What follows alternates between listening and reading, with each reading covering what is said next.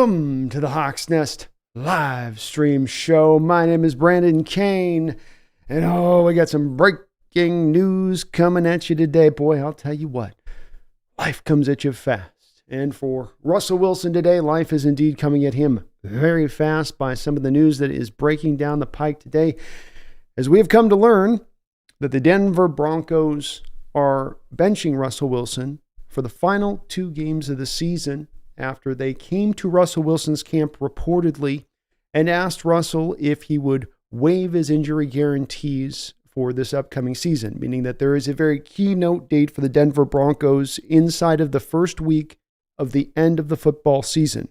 And inside that date, there is an injury guarantee that would kick in for Russell Wilson.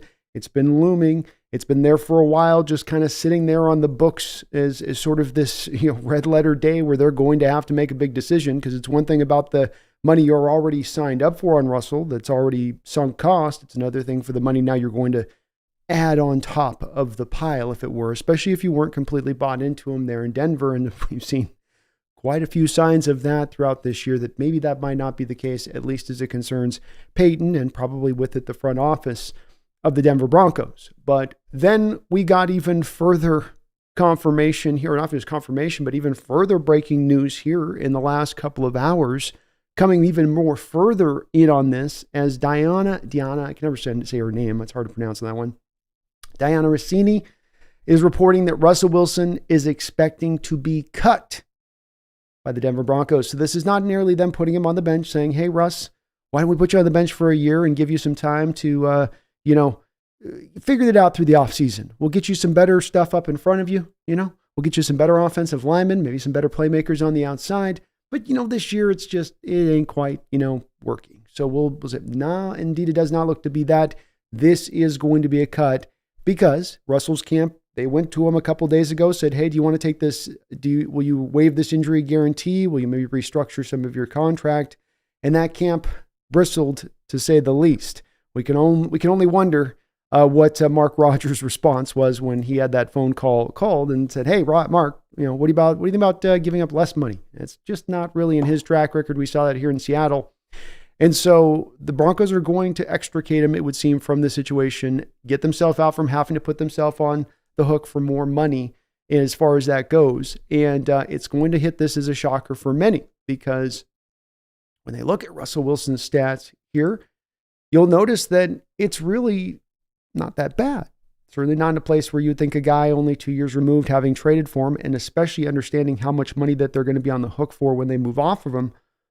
3,400, it looks like he's going to be on, and then the projected stats, the one I would have you pay attention to here. So on pace for 3,400 yards, 29 touchdowns, 9 interceptions, 6.9 yard average per attempt. That's certainly a little bit below where his career dipping average is at. I would say, though, if you look at, otherwise, most of those numbers are right around his career mark. He's got a 100 career rating. He's at a 98 career rating this season.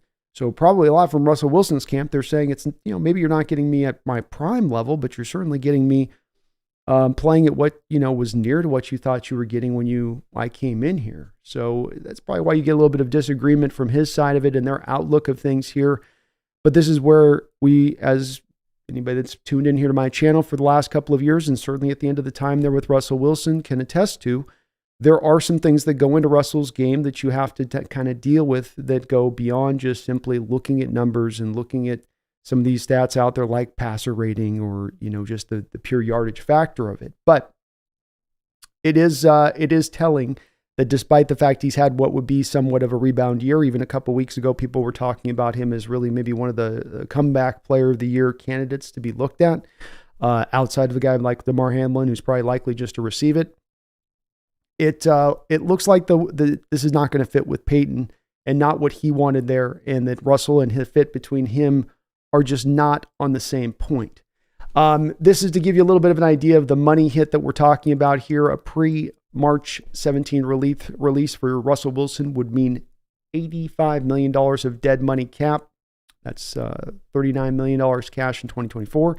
Designating him as a post-June 1st release means you got $35 million in 2024 of dead money, and then almost $50 million in 2025. So you think about those numbers right there, and then think about from Denver's perspective, we were going to have to add to those numbers theoretically onto the future. We would have to sign up for more of Russ into the future. We weren't really able at that point just to kind of cut our losses.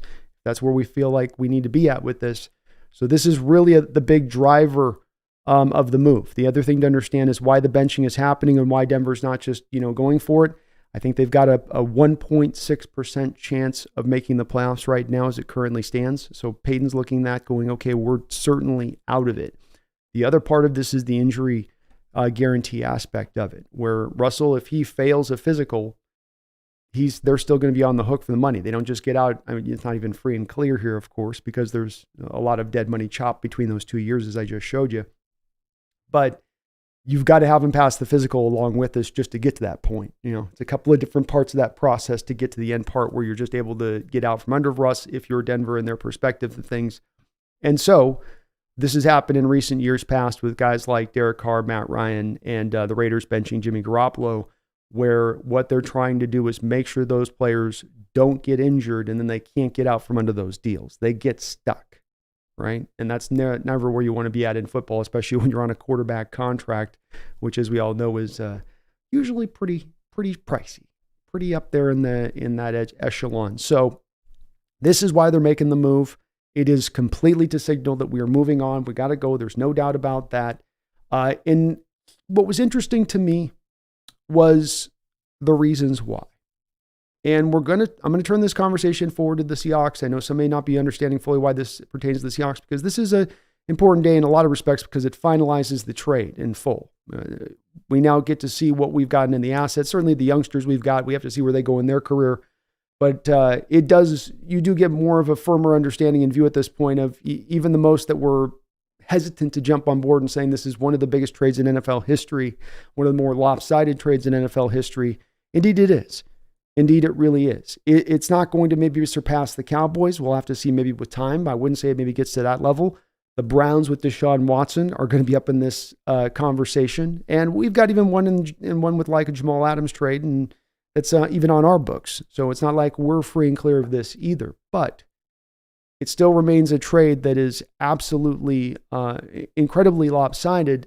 And the part now we come to on this is why the trade happened. And the trade happened because you had the Broncos at the time probably doing a lot too much of looking at that stat column and the highlight reel throws with the moon balls, and not as much of what's happening with him as far as in structure, on time, playing within the confines of the offense. Russell is magical, no doubt about it. He is a true magician on the football field, and he makes plays no other quarterbacks can make. It's part of what has separated him. But with that has also come the downside that Payton is facing. Payton had an undersized quarterback at one time in Drew Brees, who he, of course, turned into basically an MVP candidate on a yearly basis, a guy that would flirt with 5,000 yards like it was nothing. And that wasn't just having one simple receiver that was his number one receiver throughout all time that he could just target and go to. It was because Payton devised an offense that was kind of like the equivalent of what Shanahan does with the running game, but yet he does with the passing game. In that he could scheme things so brilliantly open for the quarterback, and he had a quarterback so adept at playing on time and throwing at the anticipation that it all worked so well on structure. Brees didn't have to extend plays or get outside the pocket or move around and pirouette out of things. He could just trust the fact that Payton, with the way he designed it and with his own film study, that this was going to be the right play and where I'm going to go with this. I know how to take advantage of this thing. And that's, of course, a little bit in opposite of Russell Wilson. A guy that talked about this today, and I'm going to play you this 1.5-minute clip of a guy by the name of Mark Schlereth. Many of you guys are probably very well aware of him. He's a 3-time, I think, Super Bowl award winner, multi-Pro Bowler, played in this league for many different years, won a Super Bowl on 2 different organizations. He knows a little bit of a thing or two about winning football and quarterback play in it, and he covers Denver. So what I like about him discussing what he's going to discuss here in the next soundbite is that this is coming from somebody who's actually watching this team day in and day out, watching Russ very closely, and who was also very well aware of Russ with his time in Seattle. Mark's got a general national perspective on things because he's done the play-by-play stuff. So he also was kind of aware of Russ prior to coming into Denver and what Russ was bringing into the stage with that. Let's listen to really quickly, if we could, this little soundbite here from Mark Schlereth in regards to why it is that Sean Payton is making this move right now, why he's seemingly signaling at this point that this is where he wants to go, and this is that he's just kind of done with the Russell experience, that it's got to move on. And again, this is not to shade on Russ, by the way. All I'm doing with this is I want to kind of report this for what it is, lay out the cards for what they are, and then I'll let you guys kind of take it from there as far as, is this a thing to present in the future? Where is it at? Am I wrong? Am I right on this? I'll love to hear from you guys on this, but I'm not as much trying to say that this is me going pro-Russ or anti-Russ. I'm just trying to set the stage accurately to where things are right now, where they've built up to, and that's both on how much the cost is coming into play, and then also what's exactly happening on the football field, because we can see with the stats, he's not throwing for 25 interceptions. He's not completely fallen into a shell of himself. He was back to using his legs again this year. We got the slimmer, trimmer Russ, right? But there's something else at play that's a little bit more into the deeper waters than that, if you were. So let me play this clip for you here, as I've teased it enough now. Get this thing played for you guys. Get my little earpiece in here. What was he saying there? That we can't execute the offense. We cannot execute the structure of the offense as it's intended to be executed. Therefore, we have to simplify things. We have to throw the screen passes. We have to throw the bubble screens. We can't get the intermediate routes developed. When you look at Russell Wilson, there are very few things right now that he's doing exceptionally well. And the other problem that you get into is oftentimes Russell perceives pressure, and he's constantly escaping out of the back of the pocket. Therefore, he's creating pressures, he's creating sacks, he's creating missed opportunities. I always talk about the anticipatory nature of throwing the football into windows, and we've seen this a lot with Tua, how he'll throw the ball and it'll look like he's throwing it right to a safety. All of a sudden, a wide receiver comes into the screen and snatches the ball out of the air.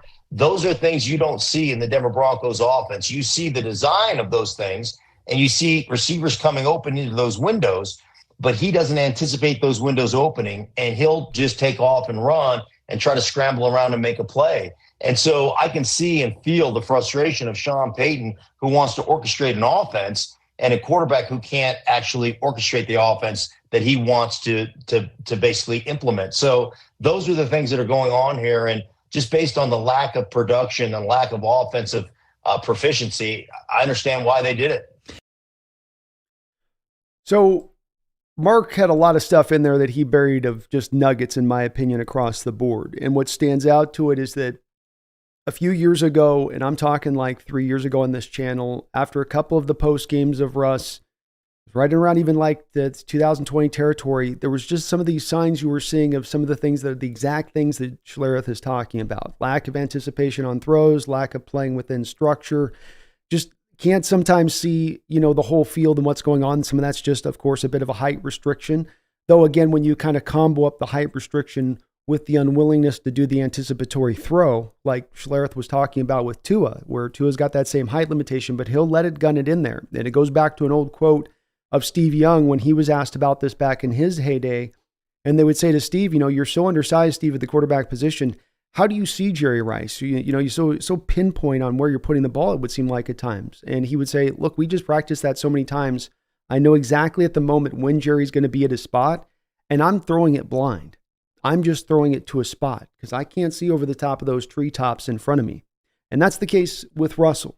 So you have those limitations there that are still readily existing that were there when we saw him at the end in Seattle. This is part of why I've always said you really can't have Russell come in and play within the confines of an NFL offense. You've got to build around what he does well and then maximize that in order to get the most out of him. And that's the hard part here when it comes to, let's say, even the Denver Broncos here, where I think part of in maximizing that, you've got to try to commit to actually building an offensive line that can pass protect somewhat decently. And I think they pass protected a little bit better this year, but it still has always been kind of an issue even there in Denver as it was an issue here in Seattle. Some of this is, of course, on Russ because he will be a guy that tends to hold the ball for a long period of time. See the lack of always playing on structure. But there's also a lot of things that he can still bring. His mobility still comes into play as we've seen this year, maybe sometimes too much. As Mark talked about, he'll go to that scrambling too often and look to it all over the place, but he still has it, especially if he's committed to staying leaner. Excuse me. I got a frog stuck in my throat. as he's commits to staying maybe a little leaner and faster and able to be, quicker out there to go get it, then hey, that's another plus that he brings to the table. Be able to attack deep. We certainly have seen that that's something that can be useful if you can, command in your running game the safety to come up in the box. If you can remove from the defenses the ability to run cover 2 specifically, then that's a way where Russell can be very, deadly at that point. But there is going to be really only a very narrow entryway to Russell coming back to Seattle. And there's certainly an argument to be made at this point that he has just simply burned too many bridges on his way out of town. It was not the most gentlest, easiest of partings. You had the year out in advance of submitting the 4 teams that he had listed that he would be willing to be traded to. You had the talk about him wanting to be paid $60 million and then, getting hit too much. And it kind of went definitely down a sideways direction. And this is a little bit of why you've had Russ, at least Coach Carroll, appear at times when talking about Russ to be willing to kind of, throw even just maybe some subtle shade back at Russ armband when he talks about that, or when he's asked if the fans should boo Russ when he comes back to Seattle. I don't know. They can just do whatever they feel. He was very kind of non-committal about that, which is a rarity for Carroll. So maybe there is a point here where he has just burned that bridge too much, and maybe there's a spot where John Schneider doesn't want to see any part of Mark Rodgers now or into the future. I think that certainly would make sense if it would be that way. But Seattle has their own decision to make in regards to Geno Smith this offseason. And they as well don't necessarily have any kind of real true certainty at their own quarterback position here as far as the backup goes with Drew Lock, because he's on a 1-year contract. So where this comes back and pairs back over to Seattle, in my opinion, and this is the part that's my opinion, and this is not the part of me having a dog in the fight saying, yes, let's go get Russ, or no, I don't want any part of Russ. This is just to say that this is sort of what it would take, which would be for Russ to either A, come back in on a 1-year, very cheap contract, or B, come back in on a multi-year, very cheap, heavily incentive-laden contract. Because Seattle could look at that point to move Geno. Let's say you had Russ come back and willing to take something real low. I mean, he's been paid at this point. You could make the argument to Russ at this point that, hey, maybe you're looking to do some repairing of your reputation and improve, the Q score on your brand. Well, a good way to do that would maybe to take even 1 year less of a deal where you're not trying to go out there and get every last cent, and maybe be with an eye of rebuilding a little bit of reputation. And again, I think Russ has been definitely way overshaded for some of the stuff that he's been banged on here over the last year. I mean, he's definitely caught more there, I think, than any pro athlete I can remember in the past year. And it certainly has become at times a bit of a pig pile, where you're jumping on top of the other and he's just underneath. And you got to give the guy a lot of credit and respect for the fact that this is a Walter Payton Ward winner. This is a guy that's been great off the field in every way, that no one can question that part of him. And he's also a guy that's always taken the high road in this situation at every single turn. And that is a testament to who he is and his character on this that I wouldn't question. There's some things that I have issues with Russ, but that's not a part I would. So there's a pathway to me if you wanted to transition from one back over to the other. Russ takes the cheap deal. You lower down collectively how much the quarterback is going to cost you next season at the very bare minimum. You can still then go draft your QB of the future if you want, for the guy to be then sitting behind Russ. And then it comes down to the other key aspect of this. If you go down this road, again, not to say I'm asking them to go one way or the other. I'll let you guys debate or push which way you guys want to go with that. But if you want to go down this road and you finally have Russ down at a point where he's come to his reality point on this, I realize I can't command $60 million a year and expect that you're going to be able to build a nice offensive lineup around me. I'm actually going to have to maybe remove a little bit to get that. But if you can get that back on the other side of it, now maybe able to build up an offensive line, the likes of which Russell Wilson hasn't had here since he walked in the door in 2012, then there is a way that you could build back in the offense around what he does specifically, what he's good at specifically. You're not ramrodding him into something that he isn't. You're allowing him to be what he is. You build into what he is on that. Whereas before you weren't able to fully do that, because it's my belief, and I'm very consistent with this, that you pay the quarterback so much money, you put so much into that investment, you got to pull from other places. And there is a draw, I think, to pull from somewhere then on the offense that you want to then take from, rather than going to the defense and saying, let's make our defense minuscule and try to superpower our offense. There's a part that we got to make our defense at least respectable here, or we're going to get walked over. So you have an ability now to move into a strategic approach with Russell Wilson and how you build this around him in a way that you couldn't at no time through his prime, and certainly not at the end of his run here, but how you did do when he walked in the door, when he was only commanding 1% of your salary cap in the first couple of seasons. And so it's a move that I think, again, because of the burned bridges part of this that comes into effect, that's a major part of this. But it is something that I could see finding a way and a pathway to come through and occur if all of those factors are considered. The Hawks would know Russell best. They could look at it, I think, with a similar outlook that I've looked at it with, being that, well, we know how to get the most out of number one. Number two, the biggest impediment to maximizing him and maximizing the team with him on the team, being that he commanded so much salary and he was eating so much of that cap up every year, has now been removed. And if we have Russell at 92% of what he was in his prime, but we're paying him 10% of what we paid him during that prime, can we build the rest of the team around him into a Super Bowl contender? My feeling is I don't have much of a dog in this fight at this point. My real true hope is that the Hawks just look to build to that offensive line first and foremost. I know many get caught up with the quarterback position as the number one end-all be-all here, and I get that. But from my perspective, I just want to see the offensive line built, and I think that whoever you then put a quarterback behind that's going to get a chance to flourish. Be it a cheaper Russell, be it another year of Geno Smith, be it a rookie quarterback that you go out there and draft, that you go out there and pick in the draft. This thing with Russell Wilson, you could see coming. And I said you guys could see this coming a couple of years ago. I warned Denver fans who came in here and showed their ass many a times over to me about how much we were going to get the hell beaten out of us for this trade, how badly we're going to look in historical terms for this trade as Seahawks, not Hawk fans, but just the organization itself, of course. I told them to be careful. I told them to be careful, because what you've done is you've actually created a powder keg when you think that you're sitting on a pile of gold. It's really just a powder keg, and one little flick of the match, and that thing's going to blow. And my point to them was, you guys have had back-to-back seasons where your pass blocking efficiency has been 26th and then 28th respectively. You're going to provide him the same almost to a man offensive line now as he comes aboard.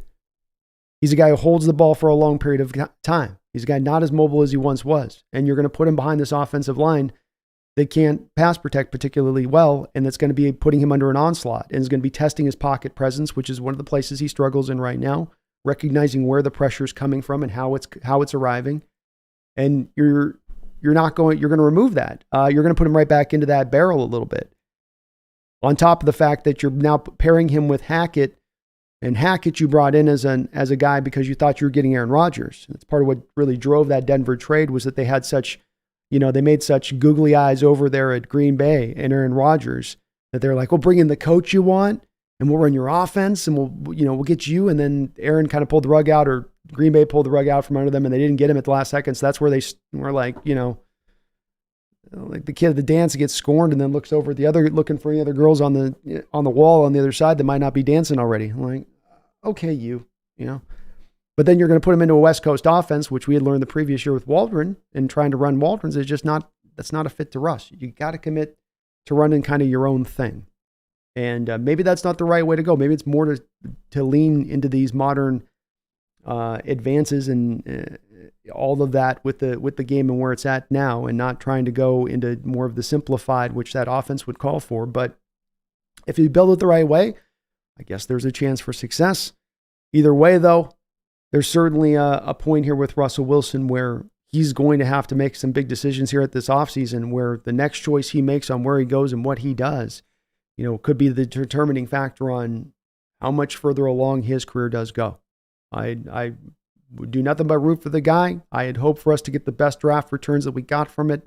after we were getting the picks back from him, after he didn't want to be here. And it sucks that he had to leave with a little bit of acrimony there at the end that was there.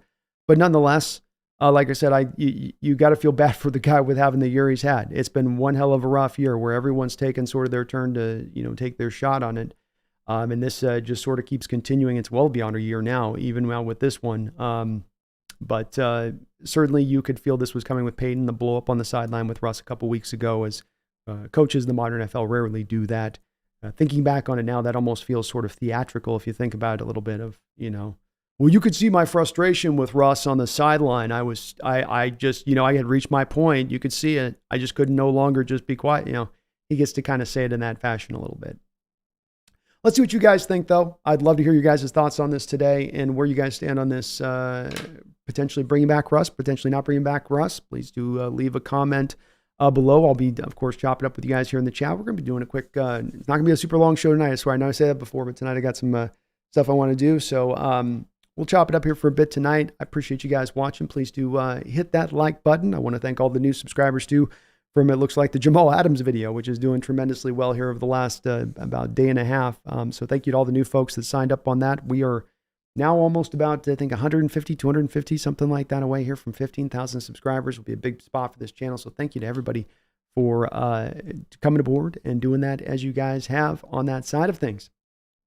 Megan Gock-Roger. Oh my goodness, Megan. Look out. Look out. Megan Gock-Roger coming in the house and starting us off right and true. Thank you so much, Megan. Oh my goodness, I don't even know what to say. Megan coming in with a $200 donation tonight on the stream. Megan, you are unbelievable. Mwah! I appreciate you. It says, wish you and all the 12s a very happy new year. It has been an interesting year to say the least, but no matter what happens, onwards and upwards to a bright future for us all. Well, Megan, great words on top of thank you so much for all of your support to the channel. I appreciate the donations. You are, of course, one of the great longtime donators to this channel on top of being our main mod on in here and handling business in the chat. As you do, I thank you for everything you do for the channel on all these different levels. And a happy new year and a Merry Christmas, happy holidays to you. I hope you are feeling better out there. I know you are in recovery mode, and hopefully the prognosis is nothing but good going forward. And definitely say a prayer in that respect for you. But thank you so much for the donations to the channel and all your support. I have unbelievable support to this channel. It is here every time I go live. You guys are always there showing that love, and it's just thank you just does never seem enough, Megan, in that respect of things. So I hope you know I appreciate you, and thank you very much for that. She also, with a $5 donation, says, hell no on Russ coming back. He burnt the bridges down when he left, so there's no way in hell I want him back. This becomes the impediment, I think, Megan, beyond any of the jumping of any of the hurdles financially and how all of that work. I could see the true theoretical path here where Russ does say, hey, I'll take the discount. That'll help do some reputational rebuilding, come back to Seattle, maybe even just on a year deal. But then there is the Carol Schneider aspect and how they stand on it. And I sort of feel them sitting there looking at this, and I wonder, do they look at it chagrined? Do they look at it nodding and feeling vindicated? For years of kind of overcoming some of this stuff that nobody would give them credit for overcoming. In fact, a lot of times they were taking shade for it, in the respect of people going, you're not protecting Russ enough. You're not doing enough to get him those, which in itself wasn't the wrong opinion, but it's again, backtrack to the amount of money he was wanting to be paid at the time and how that was going to sort of impede you and how you put together your roster. But I think that's probably going to be a common feeling of this. I think, Megan, you do bring up what's going to be, I think, a good idea here on the show today, which would be to do a poll on whether or not you guys would like to see Russ back or not. So thank you for reminding me of that, Megan, for that, because I think that would be a great poll to do here. Would be, let's I get the earpiece finally out of my ear. Is that pretty cool or what? Let's get a poll up. Let's see what you guys think on this one.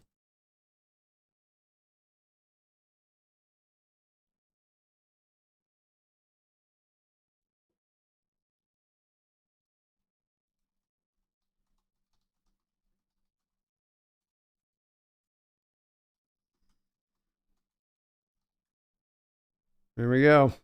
I'm going to be interested to see where this one goes.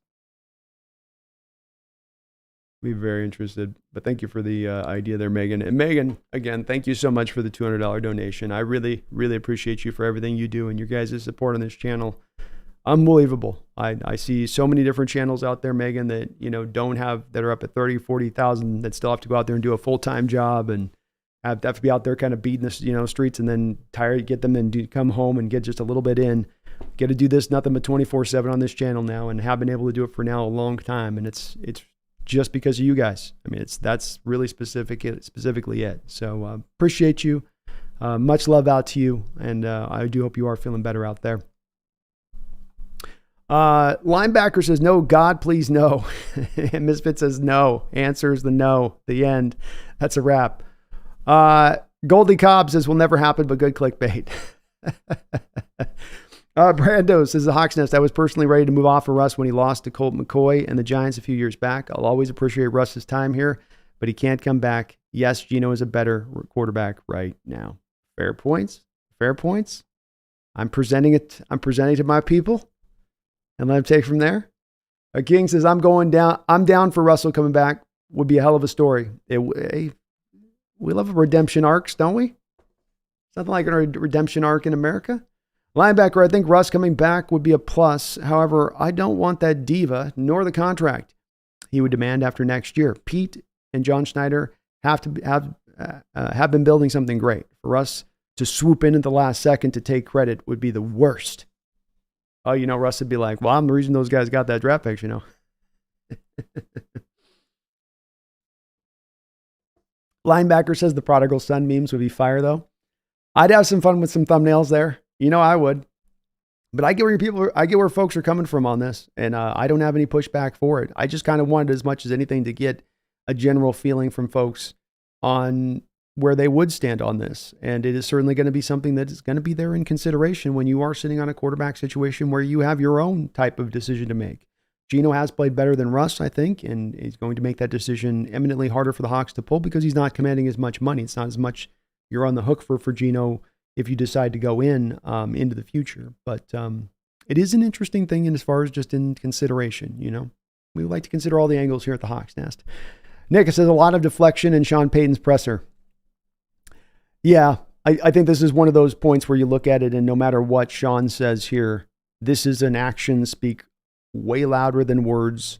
I mean, it's like a bullhorn being spoken by the Denver organization and Sean Payton. To make this move and to do this right now absolutely signals that they're moving off. And it's something that I'm not trying to, this is not a toot my own horn thing. This is something where I've been telling you guys for a long time here on the channel. This is where this is going, and this is where Payton has been subtly signaling he was headed for a very long period of time. They signaled it to you when they signed Jared Stidham. I told you that this offseason. I said, hey, you guys, that's a $2-year, $11 million deal that you signed Jared Stidham to. That's no bit. I know that's just a $2 million 11. That's not a lot. It's not a lot yet when you consider the fact you just signed Russell to this major contract. And when you look across the league at all these other contracts that are handed out to these other big time quarterbacks for big time money, the team then goes with a very cheap option behind them. They don't go out there and give a top end backup quarterback market deal to a guy after they're paying the frontline guy after they just signed that frontline guy to that contract. You want to kind of, you know, load balance some things, right? And so that was a signal right there that Payton wasn't too sure about Russ. He's going to give it a go, going to give it a try, you know. But it didn't mean that he had a lot of faith that it was something that was going to succeed at the same time. Flame Mix says, no, please God, don't return this man to our team.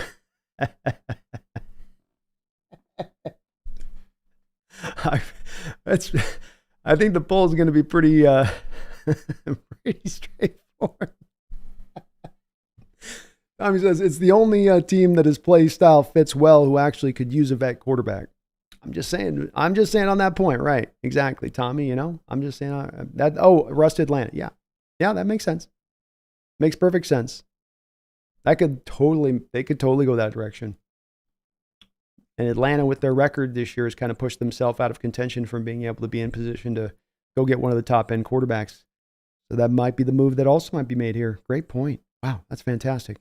Let me get a couple of these donos back here. Sorry, I got a little bit behind here.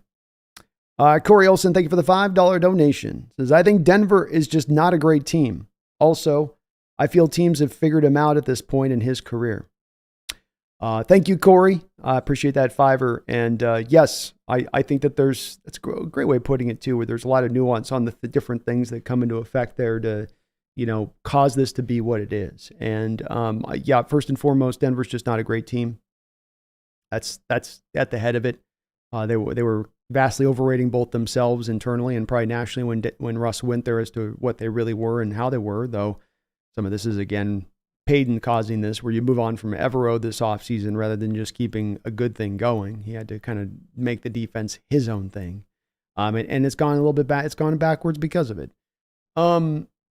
And yeah, then you come down to the thing, Corey, that this is a little bit of stuff that impacts even, Coach Carroll, and some of the things that I point out with Carroll and, his defense and his approach defensively is that when you just do this thing for 10 years in the NFL, when you're playing a certain way for 10 years, and in Russell's case, he's really played the same way for 10 years. He's advanced himself in certain respects. He's gotten better in certain things to a degree, but he really, for better or worse, has really been kind of the same kind of player throughout. And the issue with that, like you say, Corey, is that you have these tendencies that teams can then figure out and lean into and understand, and they can take those tendencies away, the things you want to do, and force you into the things you don't want to do.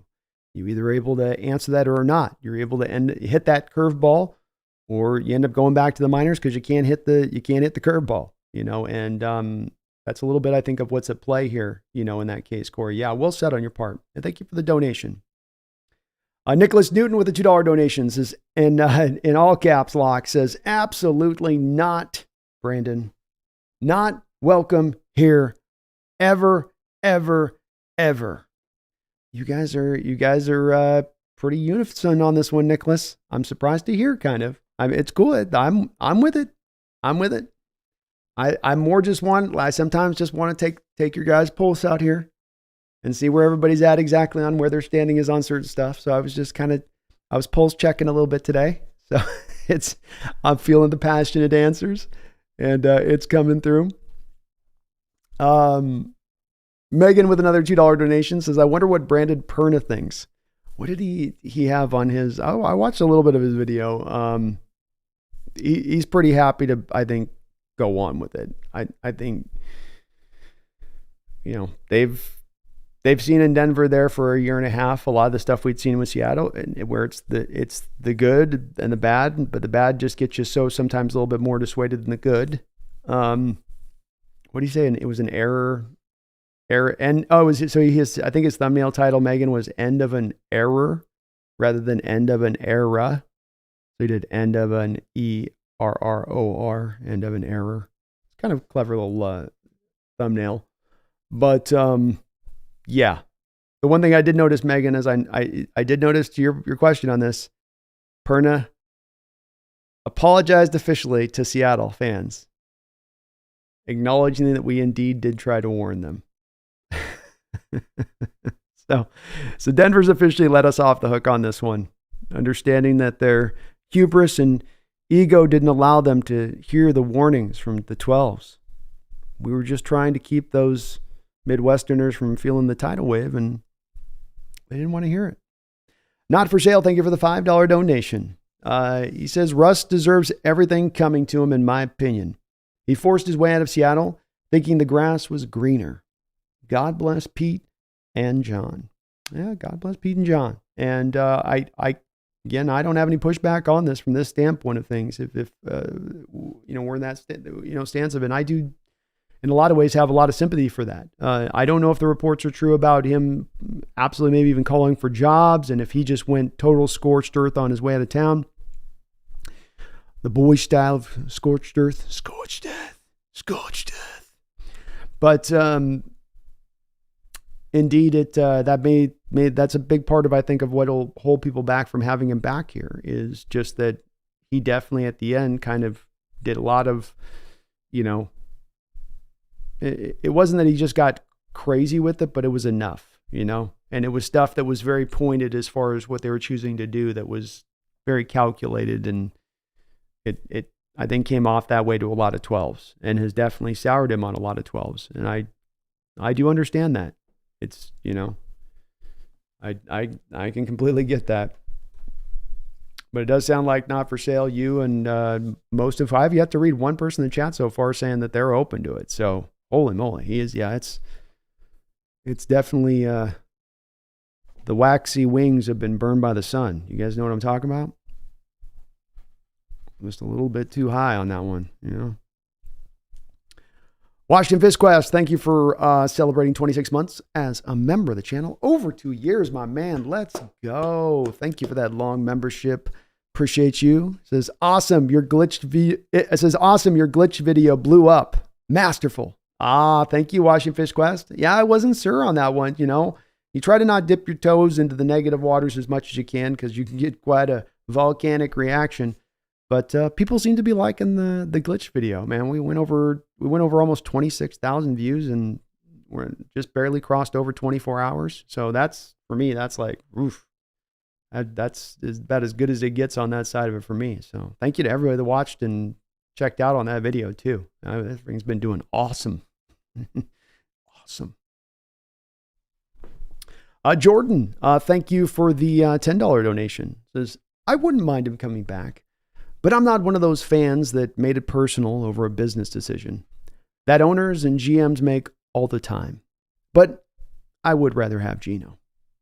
Thank you, Jordan, for the $10 donation. And I certainly think I felt at the time a lot more hotter. To your point, I think I find myself a little bit closer to finally, where your alignment is at with it, where I would stand, where when this all went down and the trade happened with Russ, there's certainly some, it's not bitterness to me even in him leaving. It's just everything that he drove to move out the door and, pushing all of this to happen. And my feeling on it is I don't have an issue with you, Russ, not necessarily happy where you are or feeling like you're not having your talents maximized. But my issue comes in is that, you make that determination just a mere 2 years ago when you were having your contract negotiations and going, look, I'm kind of good here. I want to go and do that at that time. I just didn't think that occurred overnight like that over just a quick 2-year stretch. So, because it put the team in potential very, very perilous situation, leaving as he did and having to ask them to eat the dead money that they were going to have to eat to move on from him out the door. But at this point, we've gotten the draft picks back. The returns have been good, and it's worked out in our favor. And if he had humble pie and came down and lower, I'm not, I'll consider it for sure. But I do think, like you said, Geno's just probably the better answer where it stands. And I certainly have been very happy with what I've seen from Geno and how he's played over these past couple of years. And like I say with Russell, if you give Geno that offensive line, he too will flourish at his best. He too will be maximized at his best. Thank you for the donation, Jordan. I appreciate you, man, and great thoughts. Stephen A. Simmons, super chatted a $10 donation, says he'd be a legit backup. It's got to be the interesting point there, Stephen, isn't it? Does it, first off, Atlanta, as was mentioned, is absolutely on the button as a potential landing zone. That could be a fit there. It does stand out when you look at the teams across the board this offseason who are needing a quarterback that there's probably going to be somebody that would probably reach for him with the Raiders. Go out there and take a look at Russ. Yeah, there's probably somebody out there that would go look for him. They would probably bring him in for some of that competition, I would imagine, Stephen. But it may just be where he's at right now too, where it may be time for him at this point to slide more into just being the backup. And boy, if he is at that spot, Stephen, I wonder if Russ would have the want to serve in that role. I wonder if that would be just his cue to be like, okay, then I'm done. I feel like it would be if that was where he was firmly kind of affixed. But it's going to be very interesting to see what happens this offseason with that. As I think about it, I just think there's so many teams that need quarterbacks, and there are a lot of quarterbacks in this draft. And somebody will look at his stats this year even and go, well, Denver's, we'll take that. As long as we don't pay $60 million a year for it, we'll start that. Just might be there, Stephen. Thank you for the $10 don't know. Would Russ be a backup, man? I don't know. Stony Montana. I love the username, and thank you for subscribing, Stony. Lester Krause with a $2 donation. It says, Meg DM'd me and said she'd forgotten you take off shirt. I'm a 45-year-old man. Nobody needs to be seeing a 45-year-old man shirtless. That's not doing anybody any favors.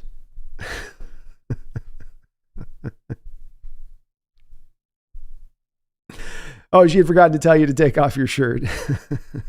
Hey, for $200, man. If I didn't know it was going to make 150 of the chat go away if I did it, I'd do it for $200. Maybe on the Twitch channel, Megan. Thank you though, Lester, for the $2 donation. Deboli 21 super chatted a $2 donation. Says, this was the plan all along. I love it, man. The master plan. Russell returns back to Seattle. Like the returning Jedi with got the cloak hood over his cloak, right? Returning to the big monster gates of Seattle and Renton, right? And they're extra big because he's on kind of the shorter end of things. He's like, the doors open. Carol stands forward. Long beard, white flowing robe, right? Carol the White, right? Carol the White. He's looking down at him. He's like, I see you have returned. And Russell's looking at him like, I have returned back, Master. Have we gotten what you sought out to get for my odyssey? Indeed we have. You may now come back in.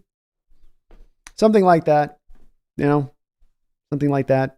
Kind of a quasi Star Wars, Lord of the Rings, kind of Carol, Gandalf, Russell.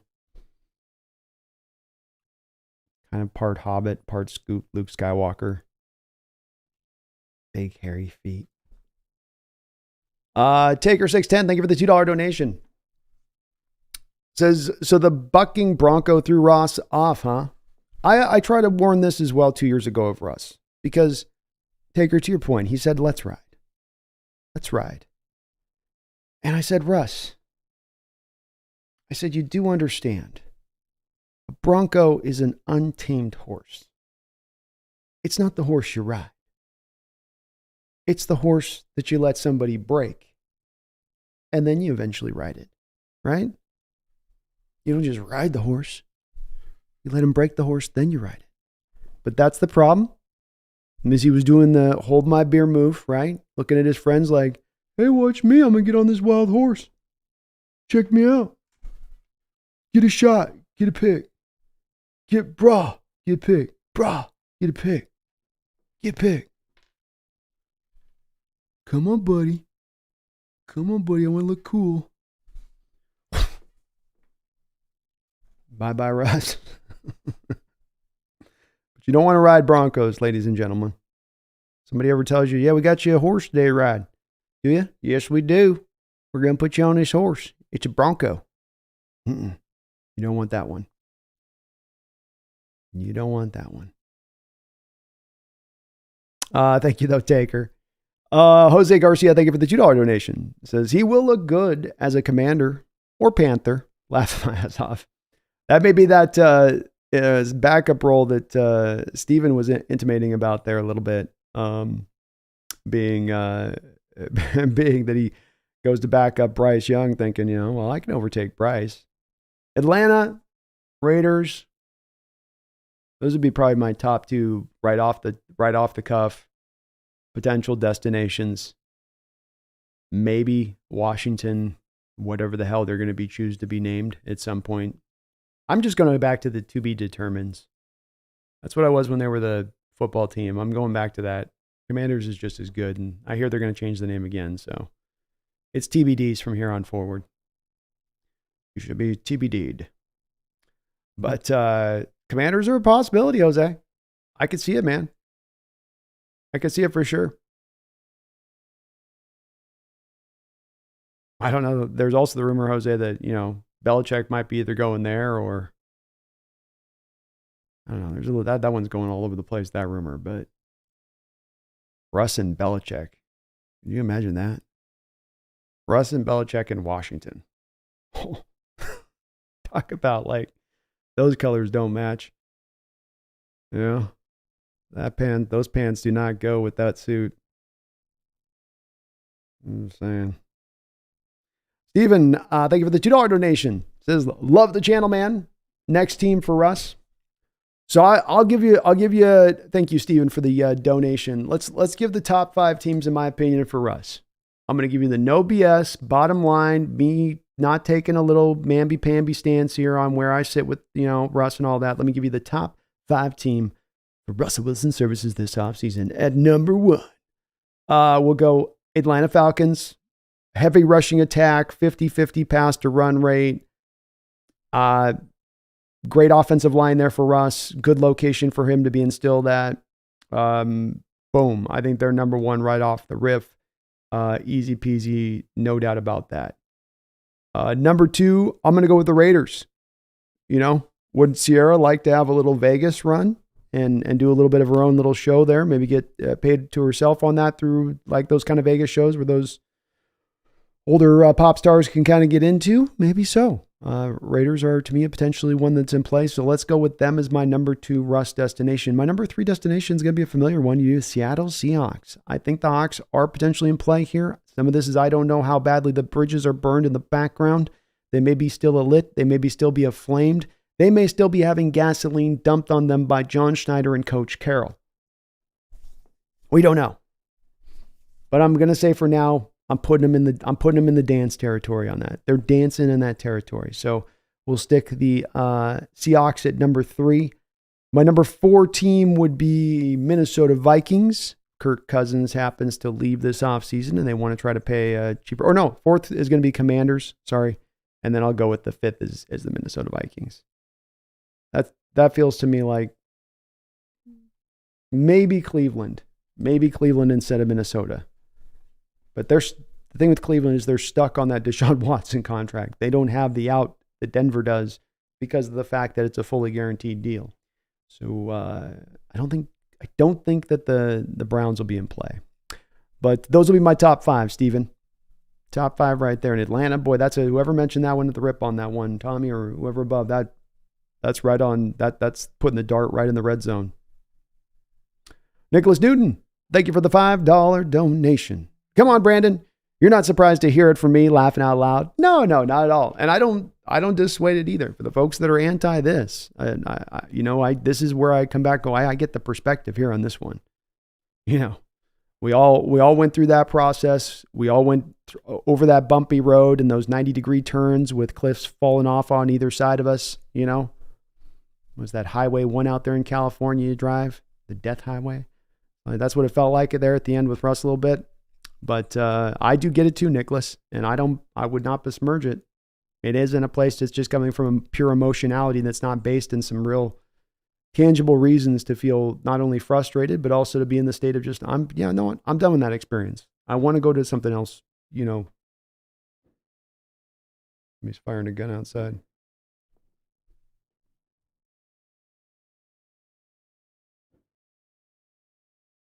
Okay. Somebody's firing a gun outside.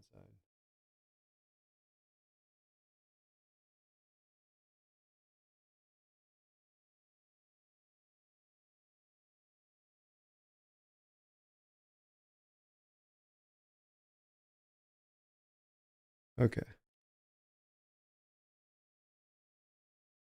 Yeah.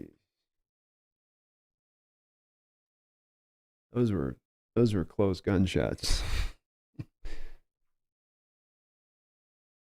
That was not backfire. Okay. Whew, moving on. Thank you, though, Nicholas, for the $5 donation. Appreciate you for that. And not surprised in the least. Nor do I blame you. Kirk Stemmer, thank you for the $2 donation. Says, Russ could make prime Walter Jones look bad. It's true. He does not help out his offensive line. And certainly that's where, when I know he was talking at times a bit to, about getting hit too much in Seattle. I'm getting hit too much in Seattle over there. We've got to get that there was Dwayne Browns out there and whatnot that were sitting there shaking their head going, yeah, okay. Because he was a guy that was on a yearly basis clocked as being the guy that, had held the ball for the longest in the pocket than anybody else.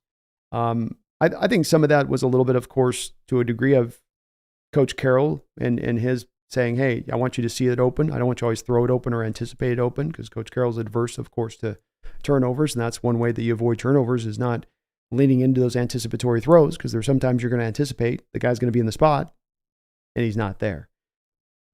But he does put his linemen in some bad situations. I remember going back to one of the final years he had here. He had a 3rd and 5 play, and you got a 3-step drop, and the lineman short sets, which, if you have a lineman, then they're going to get into a kick block on a 7-step drop. It's going to go whooshoo, whooshoo, whooshoo, and then they're set up, right? 2-3 good steps to get out there. When you short set, you're just going to be boom, boom, bop. Come down and you short set on 2 steps. Boom, boom, bop.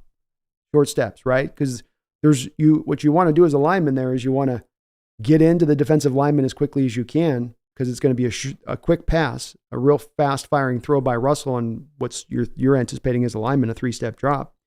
And so what you want to do is what they call punish the leapers, where you want to make sure you can get your hands into that defensive lineman or defensive end before he can get jumping up in the air to knock the ball down. And the way you do that is just drive into his chest, so that if he jumps in the air, he's getting thrown on his back. And if you long set it, if I long set out, then that guy can not only potentially have a pathway into Russ there, but I can't get back out to him to keep him from getting up off the ground to knock the ball down. And so Dwayne short set it. It was against the Bears. Short sets out. Russell on the 3rd-step drop looks at the thing and then pads it, and then decides he's going to continue to back up out of the pocket, and gives that edge then a direct line to him to sack him at that point. He had Dwayne Brown at the play hopping mad. And that's the kind of thing that it does make it hard on those linemen with him at times. That's part of why I say you do have to, in my opinion, give him those great linemen, and even them, he's going to at times not make them look their best, by holding that ball. Do you get some of the upshot at that point if you build that line to where you're drawing the safety up into the box? You can actually run on anybody now. You also have the home run hitters that can hit over the top, because you can attack the single high safety coverage you're going to get on the other side of that. That was a little bit of the question at hand to me in considering this a bit. But thank you, Kirk. Appreciate you, and well said. Stephen Penner, thank you for another $2 donation. Says, love your channel, man. We need to keep Geno. I'm with that. I'm with it. You guys know I'm very pro Geno, and I'm not bailing on him now just because we're hearing Russ is probably going to be cut. That's for sure. And I still he's got all my support and everything that I've said throughout this year. I think that you going into this offseason, you need to attack the offensive line. And if you attack the offensive line, you will see improved quarterback play, be that either Geno Smith, or be that either maybe a rookie quarterback you go out to draft, or even a Drew Lock. Doesn't matter who you'd put back there. If you give a much better interior offensive line there, a line that can both run block and pass protect well, I think, and I know that's a hard thing to necessarily beat on the surface of things, but understanding that we've really not been able to bring just a solid core together. I'm not talking about a top 3, top 5 unit, but just a solid core. It's often said that your offensive line's greatest strength is really derived from how good your weakest link is. And I think that that's probably pretty true when it comes to offensive line. And right, we've had the last few years too many weak links along the offensive line, which is part of why it doesn't always get the best of play out there. So that's really where the commitment's at. You're already on the books with Geno. I don't think that this Russell deal is going to come down the line, because I do wonder a little bit about the burnt bridges. I do wonder about really what would be his willingness to truly take a discounted deal, which I just don't think would be something he'd be willing to do. And then I also understand that you got the $17 million of dead money that you would have to eat if you move on from Geno Smith. That more puts you, I think, firmly back into bed back with Geno and having him as your starting quarterback more than it has you moving off of him. But it is an important decision, and one that the Hawks are going to have to figure out, what they do with it. But Steve and I do feel the same way when you really break it down to the bottom line of it. Thank you, man, for your donations, and appreciate the love. Jordan, thank you for the $10 donation. Another donation there, Jordan. I think you can put it in earlier there. Yeah, thank you for another $10 donation, Jordan. This is just to clarify. I wasn't saying people shouldn't have their own opinions. I just find it weird when people try and take shots at his wife and get really personal about it. Either way, hashtag go Hawks. Thank you, Jordan, for the $10 donation. I do think there's a lot of things that do go outside the bounds and lines of things when it comes to, like you talk about, the personal attacks and going, overboard on him. Russell Wilson is a guy that's been a great pro. He's done Walter Payton Award winner, which I don't think was given lightly. He's done a lot of charitable work off the field, and he's been a great man off the field by all accounts. And that part of the stuff that I go, that's really, as he gets sometimes shaded on some of that stuff, that's the part where I go, I don't, when it comes to football field or football related stuff, I will definitely throw and cast my share of shade towards Russell's direction. And I think some of it's very well founded, but that stuff not well founded. And that's that pig piling stuff, Jordan, I believe too, like you talk about, that has, I think, occurred on Russ over this last year, where it's felt like people kind of had their bullets chambered there, and the hammer pulled back, and they were just waiting for the kind of time where they could kind of strike on that kind of situation and go with it. And that does, that part is definitely unfair. And again, as I say with Russ, you got to give a lot of credit for all the slings and arrows that have been shot at him here for the last 2 years from every different angle. He's always taken the high ground on it, never the low ground. And that's a testament to his character, I think. Go Hawks, though, Jordan. And no, I totally understand where you're coming from and what you said earlier, which Jordan was mentioning. I wouldn't mind him coming back. I'm not one of those fans that made it personal. But no, I get, that's where I get, we're in Jordan, where we're really on the same page on that thing, where it's not, there is the people that definitely aren't going to take it, that agree to that personal thing. That's also just as I've learned, I think, this year with some of the difficult discussions that we've had around Carroll and the team, of just how much the passions when they come out, it's great. They come out when it's an exuberance and we're celebrating. It's another thing when they're coming out in strife or in disagreement. And that's where then it gets a little bit turned and shifted in weird directions at times, Jordan's, and it goes sideways sometimes at that point. But no, I'm with you on that. I agree.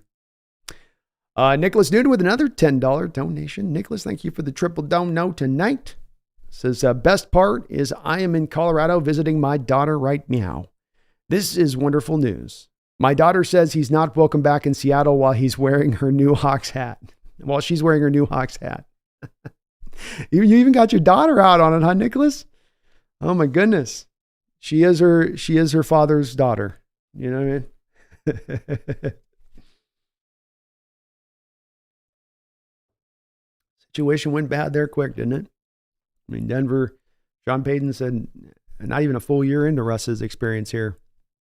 And with him having some bounce back numbers from what it was last year, but still going, nope.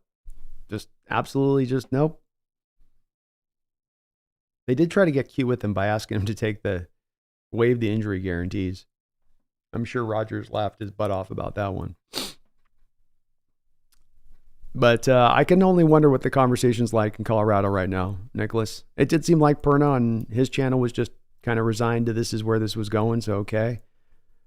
But I got to admit, it hasn't been that I felt a lot of love coming out of Denver fandom this year with Russ, even when they were starting to kind of roll a little bit. Like people were like, man, they're making some noise. Might they even be able to knock on the door of this division? They took down Kansas City. But even then, they've been pretty quiet on their side of it. So seems like even the Denver fans find themselves kind of in that place too, of being like, all right, we're good. Let's go. And that's saying something, because you consider how much money that they're having to roll on the other side of this. I mean, $35.4 million in 2024, 49.6 in 2025, $50 million of dead money. You can't move that. You can't shake that. You can't split that. You can't cut that. That's just a full money deal hit right there. I mean, how does Denver... If I'm Denver, I go rebuild 2 years. I'm cutting everything down for 2 years and pulling it down to the nub.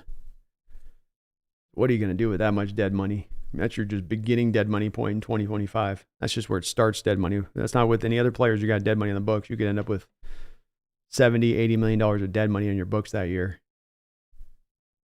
Whoa. Whoa. Thank you, Nicholas, for all your donations. I hope you and your daughter had a great holiday and a Merry Christmas. And great to see that you're being down there with her at that time. Hopefully it's not too cold there in Denver, or it's extra chilly. Sanchez, thank you for the $2 donation. Says, chickens have come home to roost. Life hits hard. Life does hit hard, man, Sanchez. It can be unmerciful. And at least with Russ, he does have hundreds of millions of dollars to dry his tears. I kid. But it's rough. It's rough. You ride high and you think you're just about to take even the world by further storm here, going to Denver. And I got an organization that'll fully buy into what I want and what I've always thought I could do. And it falls so hard. It falls so hard flat. And it's the thing that a lot of players will tell players at their original team when they think about moving to other teams. It's to be careful what you wish for. You just might get it, number one. Number two, nobody is going to treat you as well as your first home and your first destination. No one's going to love you up like that place. And you'll come to find especially in the NFL circles, as you leave that first team, it's a cold, cruel world, and how you mostly will be viewed at that point. So he's definitely facing that at this time, and I think he's at least to Russell's favor on this. He's done enough this year, as I think about it, to just give himself a little bit of breathing room with some teams someone will offer him a starting job, I would think, this offseason. You know, the Atlanta idea, I think, is one that just stands out so much, but someone will give him probably a job somewhere. Maybe not a lot of money, but he'll just have to eat that pie because there's not going to be anybody really offering anything either on the other side of it. Tommy says, no, but living in Georgia, I get to watch that team a lot. Russ would actually do well here. Good offensive line, good running back who can catch, tall receivers, and tight end. Yeah, I think that's a good spot for him, Tommy. I do. I think that's a great idea. The personnel fits to him. He's got that offensive line I've been saying that he's been missing in his time here in Seattle for so much, or in Denver for so much of his career. I think that could definitely help.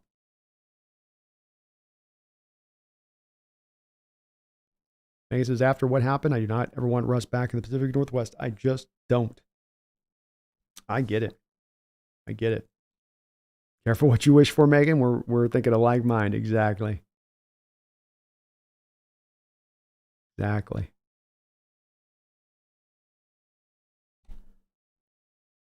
Can't drive a golf cart either, apparently, says Scooby.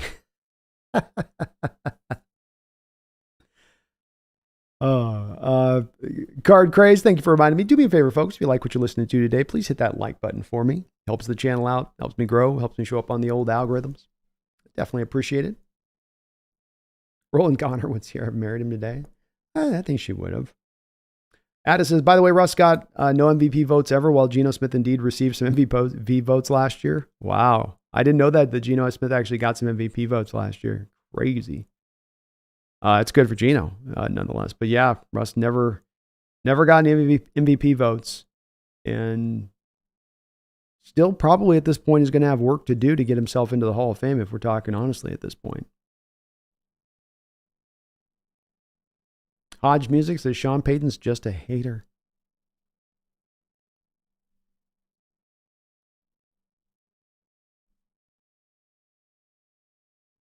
Nate says Geno at 17 touchdowns and 9 interceptions, better than Russ's 26 touchdowns and 8 interceptions. Well said, Nate. Well said, and I would agree with you. Houston Tudor says Russ is done. He's been awful and won't get enough money or guaranteed starting spot. Ooh. Definitely will have to compete, but I could see Atlanta saying, let's bring you in at 5 for a 1 year $5 million deal, 1 year $9 million deal, and then you'll compete with Desmond Ridder. But Desmond Ridder, I don't think could beat Russ out even. They just, what I mean, Jason, they won't build the quarterback comp too strong at that point, Terry Reese says Sean Payton is really looking for a scapegoat. His constant swing passes are ridiculous. Yeah, the swing passes are definitely ones that have been a high prevalence of in the Broncos offense, which is strange because it's something that we didn't do a lot of with Russ here in Seattle. Oftentimes we'd kind of ignore that pass, to be honest with you. But definitely been a real key part of what they've done. And the very well may be the case there, Terry. I kind of wondered if Sean was ever really signed up for the Russ's experience. You noticed with that deal that the negotiations between Payton and Denver wasn't one that like it just sort of happened really quickly. Sort of took a little bit of time for that to all kind of settle itself out. And I always wondered if some of that was the way that Payton wanted to attack the Russ situation going into the future. And if that was in maybe a little bit of a different alignment to what the ownership was looking to maybe want to have done.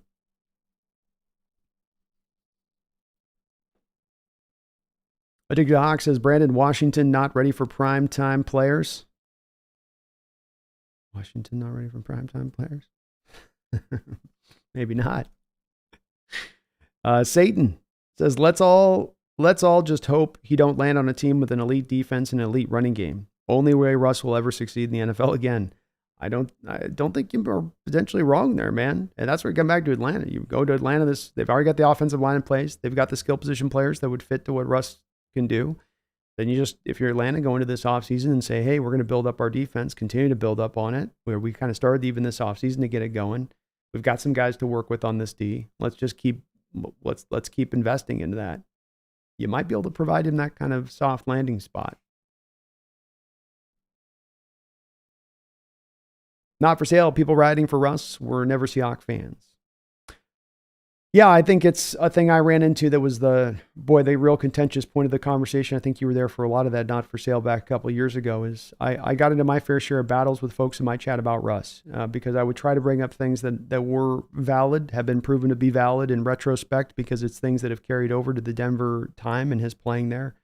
And it was that you would get the feel from people that there's this sort of, as I call it, sort of sacred cow syndrome, where be it our players or coaches that get revered and held up higher than the team itself.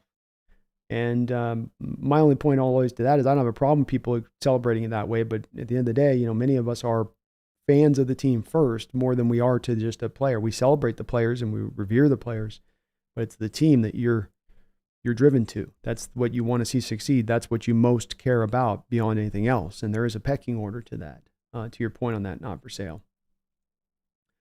Crockerbot says Browns would be the best option for him. That's probably not an option. Yeah, that'd be the great spot to go to from Russell's perspective of things. Probably if he just got to have his pickings, that might be the one that he would head to. But like you say, the problem with that why it's not an option is because the Deshaun Watson contract, every red dollar bill of it is guaranteed. And they just can't, what you have with Denver, while they do have to eat a lot of dead money here of that new Russell contract, not all of it's guaranteed. So there's a pathway to move off of Russell, to cut off of him, to post June 1st designate him. Cleveland's got to wait at least probably another year, maybe 2 years before they can even get to the place of really considering that. And so would Russ want to come in and play behind Deshaun and the potential of not even having a chance to get on the field? I don't think he would. Do they have any more money? Do they have even an $8 or $9 million 1 year deal to give a Russ right now as it stands with the money that they're paying Deshaun? I don't think that they do. But it would be another one of those pretty good fits, especially with the offensive mind they have out there at the head coaching position. Connor, folks, using his winning record against a division rival is a futile attempt at proving his value in his current era. The Jets should just bring back Namath since they won last the Super Bowl with him. Yep, to your point, Connor, we should never use one single stat or one single point of data to go to that this is what should determine our decision-making on anything. Not when we live in a sport in a world where there's so many points of data. You try to incorporate as much as you can into making decisions on that type of stuff, right? BB says, and when Russ got married, he was not focused on winning and it was his brand. I think certainly his brand started to carry more of the day. I think there was just ended up with too many irons in the fire. Doesn't matter what you choose to do in life. It's like you want to go be an Olympic athlete, the baton twirls. There's fierce enough competition in the baton twirling world where you probably got to get your head up off every day out the pillow and be out there twirling away on your baton. Now, I don't think the quarterback position is anything different. And to think that you can be the greatest in the world, the quarterback position, as you're getting older, as you're rounding out of your prime, as you're also trying to have all of these endeavors that you're going to jump into, which are going to naturally in some way or another pull you away from the football field, pull you away from mastering your craft. To think that that's not going to impact one to the other is silly. And it's hard enough to be just that great at one thing, especially this one thing that there is so much heated competition throughout the lands in regards to. And I do think that that's what part of what has caught an upended Russell Wilson when it comes to where he's at in his career right now, and why he's not getting a little bit of that extension that we've seen in some other former great quarterbacks as they've gone and headed into their mid-30s.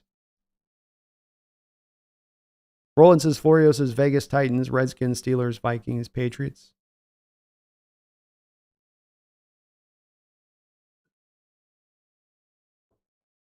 They all make sense. I don't see the Titans. Titans one doesn't add up to me, but Steelers could make sense.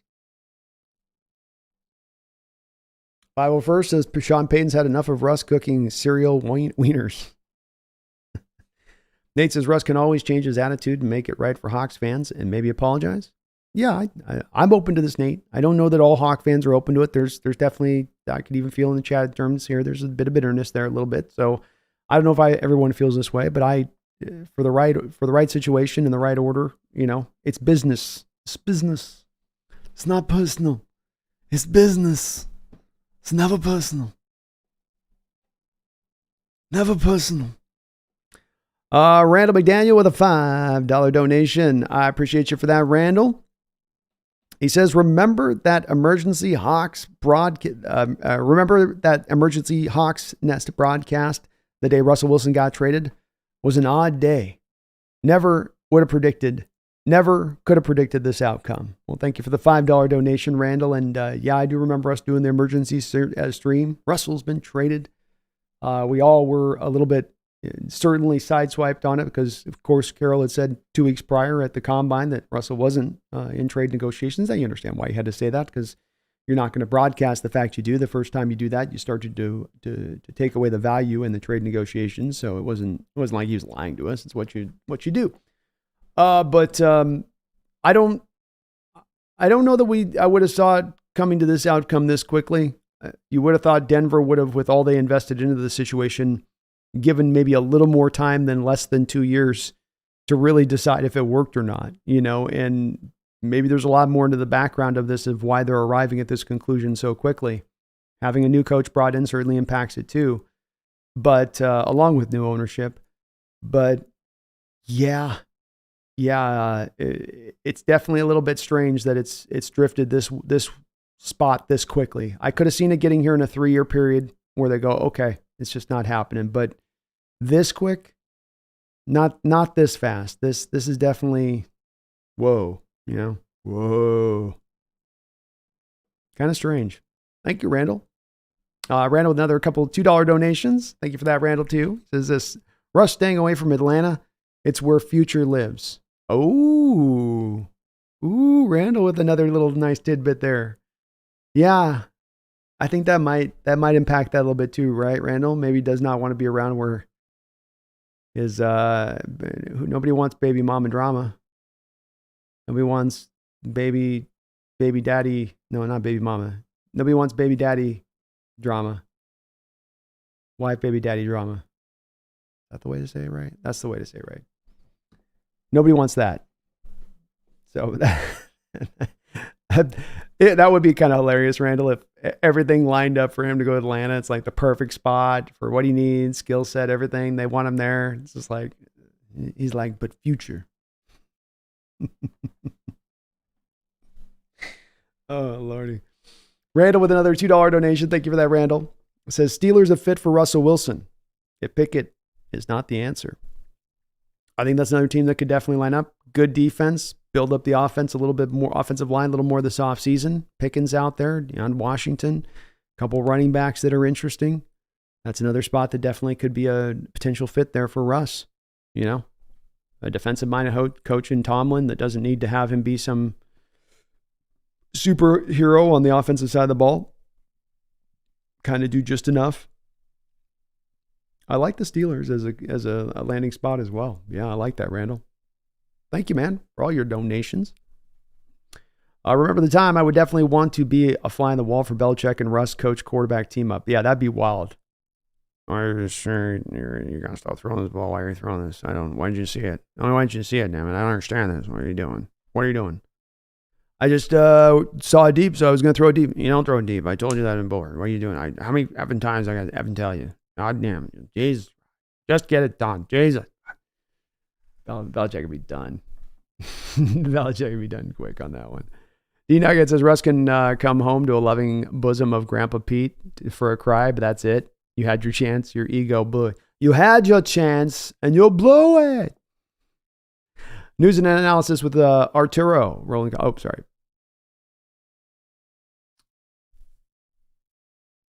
Bijan.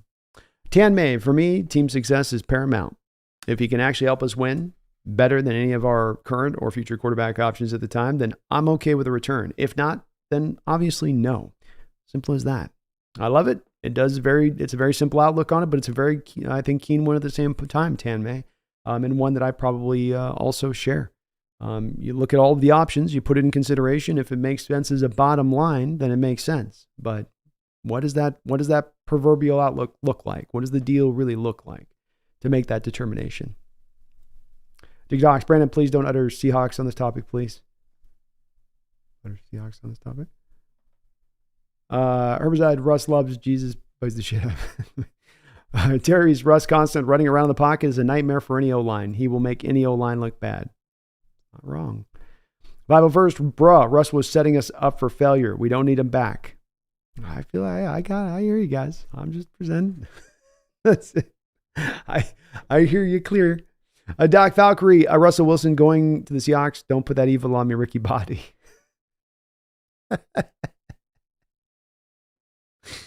Oh, Lordy. Grass Daniels, please no, but only Johnny could come up with a lease deal so bad that the dealerships would be taking notes. It'd be hilarious. Roland, you guys are flaming Russ today. Roland says Eastern Canadian Native Americans were first described that way because they were actually painting their faces red. News analysis, Russ is a clown. Russ getting blown.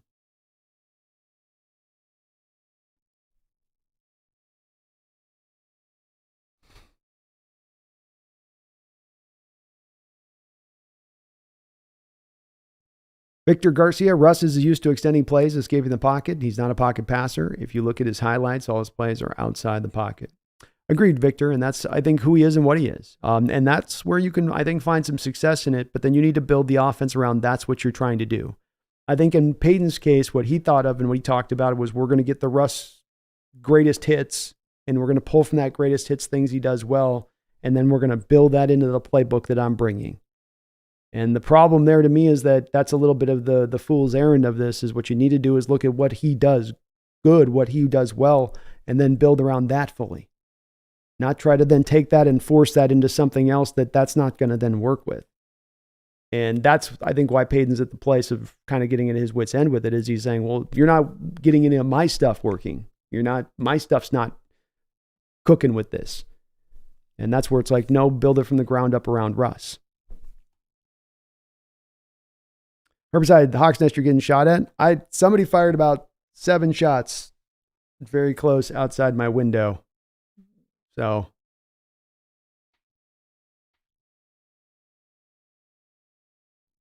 definitely was a some kind of gun. Herbicide says Spokane, dude. I know. Need to go to safer. I thought I'm on the edge of town. It should be a nice safe area out here. Dustin says maybe he'll come back and just retire a Hawk. Maybe it could be 2. I think he's still going to want to try to play. Tommy says, you guys are missing the obvious landing spot for Russ. The Saskatchewan Rough Riders. Grey Cup, baby.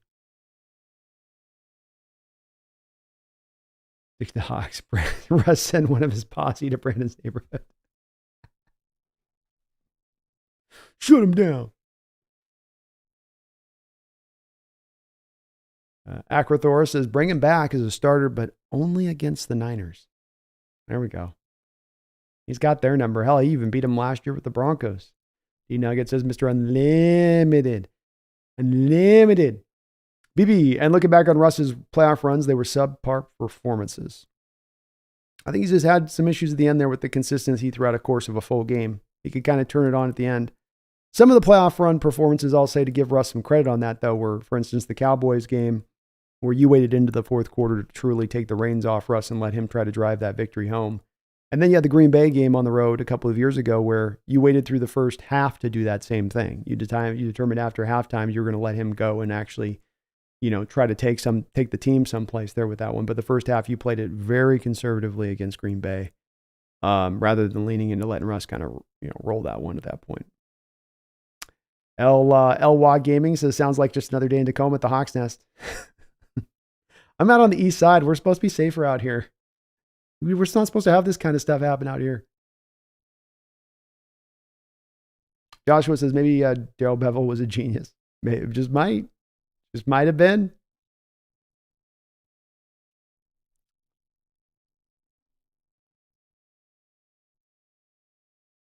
Herbicide might be bad for Galera. That sounds good, Herbicide.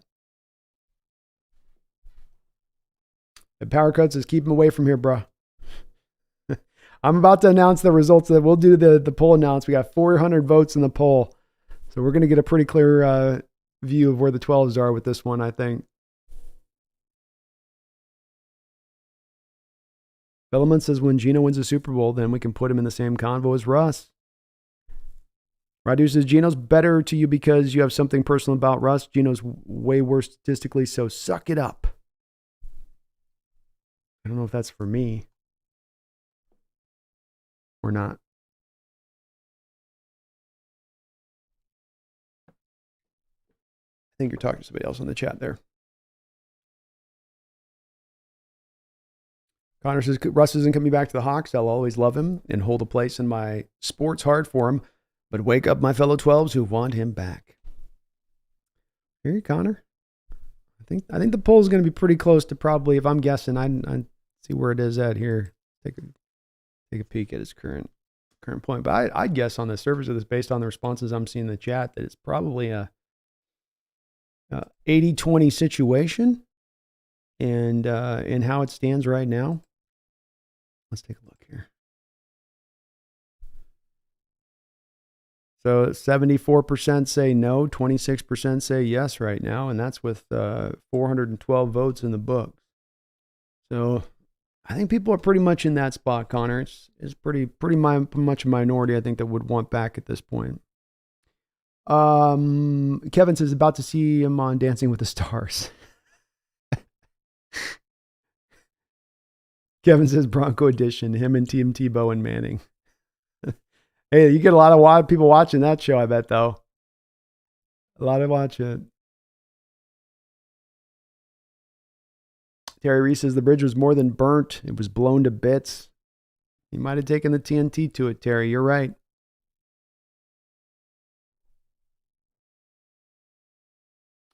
Markbot says, you think that's it? An egotist? I always wondered because it seemed like he couldn't relate to the team by what former players said about him. Hard to say on that, Crockbud. I think Russ was just kind of wired in a unique way that doesn't have him always doing some of the typical things quarterbacks would be doing in relation as leaders, as teammates. And I don't think that just is to make him look like not being a good leader, but just that he probably has to do more of the unusual approach to get there than maybe other more traditional guys would in their manner, I guess, to kind of put it that way. The Nuggets says, honestly, I feel bad for Russ overall. He's a clean, good family guy, but his ego and all of that overly positive and fake confidence mindset got in the way. Well said, man. Well said. Tommy, Russ has never taken a discount in his life. Personally, I would rather have a clipboard Jesus back. Seriously, though, it's time to draft a quarterback, and Gino is fine until that quarterback is ready. I think that's probably the approach when it's all said and done here. I think you consider this situation, but that's the best approach when it's all well said and done. And I'm fine with that. I like that approach. Chris says Russ is far better, much better, if fact the best.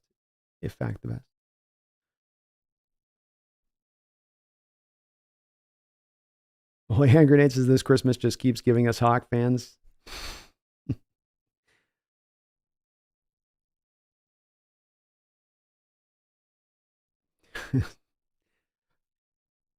E. Dixon says, how much money is Russ still guaranteed if the Broncos cut him? I can give you the dead money, Dixon, which is right here over my left shoulder. So I don't know how much this factors in as far as how much he actually gets in pocket at this point going forward. But I believe that when you cut him now, it's only those. See, I think that there's certain things that are technically not like bonus, but they're bonus activators in the contracts, like year 3. Now you get this extra bonus that kicks in or something like that. I believe the way it works is and this is why I would kind of simplify it down to what's the dead money hit for the Broncos for the next 2 years. And that's what it establishes is for the next 2 years, they have to eat $35.4 million next year and then $50 million the year after that, because they'll make him a post June 1st designation, kind of like I'm anticipating with Jamal Adams. You post June 1st designate him, you take the totality of his dead money hit, you cut it in half, you split it between the 2 years, and that's what you're on the books for from a team salary standpoint. Terry Reed says Jamal Adams is practicing and ready to play. Should he? I think Coach Carroll wants to get into this playoffs right now. And I think it's very, very important for Coach Carroll to get in the playoffs right now. And that I don't think that he would be having Adams out there if he didn't think that there was a plus that he could bring to the team. Should you risk him getting injured so that, if he can't pass a physical to then try to make a post June 1st designation, you couldn't do it if he couldn't pass a physical? Well, that's dicey. But they're gonna let it rip at this point. I don't know on that one, Terry. Sort of a question there is depending on whether or not they are really actually willing to move on Jamal this offseason. I think they will be, but I don't know it for sure. And some of that would probably be impacted by that. If they play him, they just got to Terry not put him back there in the cover 2 looks. Get him down around the line of scrimmage, and he can be okay around that area of things, but not back, not far off the ball. Ada says, I give Russ credit for what he has done, but again, he's not in his prime anymore. Nope, indeed not. 501st, Jamal should get the Russ treatment. I think he is. AI says, no way Peter John would want him back. I don't think so either, man. Especially if even half some of the rumors we were hearing in the background are true. Him Soku says, Russ has been humbled. He's seen what is out there for him. The Hawk system works for him, but we got to see if he'll work for us if he returns. That'll be a big cart, right? Humble pie, hat in hand. No talk or tuck discussion of brands, just football. Yeah. Well, I agree. Well said. Him so cool. Billamon put any backup quarterbacks on the Hawks last year, and they would have also won comeback player of the year. Yeah, I don't think that would have been the case myself, Billamon. Now with 3 rookies starting on your offense. Nate, if we get a quarterback, we better tell Damian Lewis and Evan Brown to hit the streets. Yeah, I agree. I think we're going to have it go that way anyway.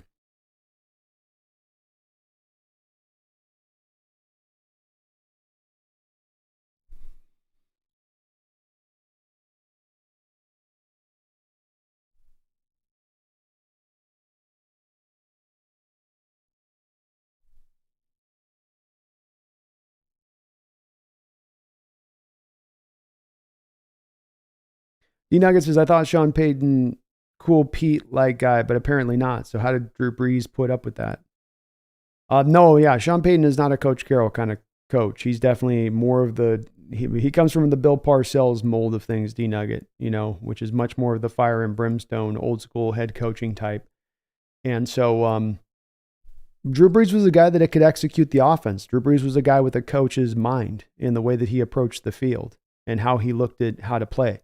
And so when it came to Sean Payton saying, I want you to do this and that, and when this happens, do this, and when that and that happened, do this, and this and this and this happened, then I want you to do this. Payton could process all of that and implement it live. I don't know that Russ can as much do that in his game.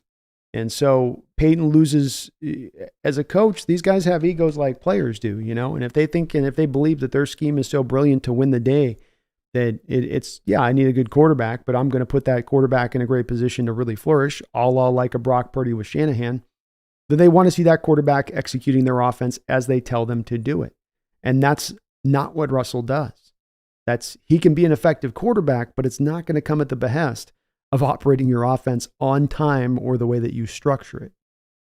And so coaches will lose most coaches, especially offensive-minded coaches, then will very quickly at that point, and very predictably lose their patience with that kind of situation and say, okay, I'm done.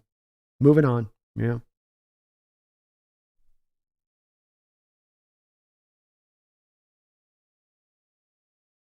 E. Dixon, so is it about the $37 million option owed to him if he gets injured in the final 2 games?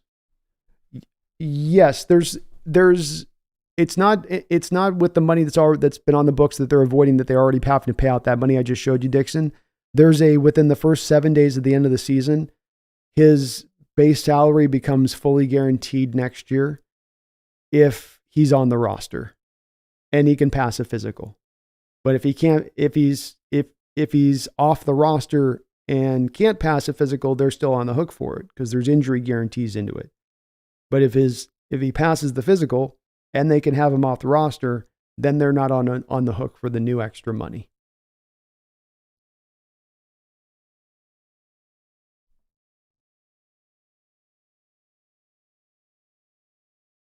Card Craze, the Hawks Nest, does Denver just eat the whole thing and release Wilson in mid-March? Yes, because Card Crazed, that it's like 5 days after the end of the NFL season, 5 days after the Super Bowl, the Broncos would be due to have to guarantee the base salary of Russell Wilson for next year.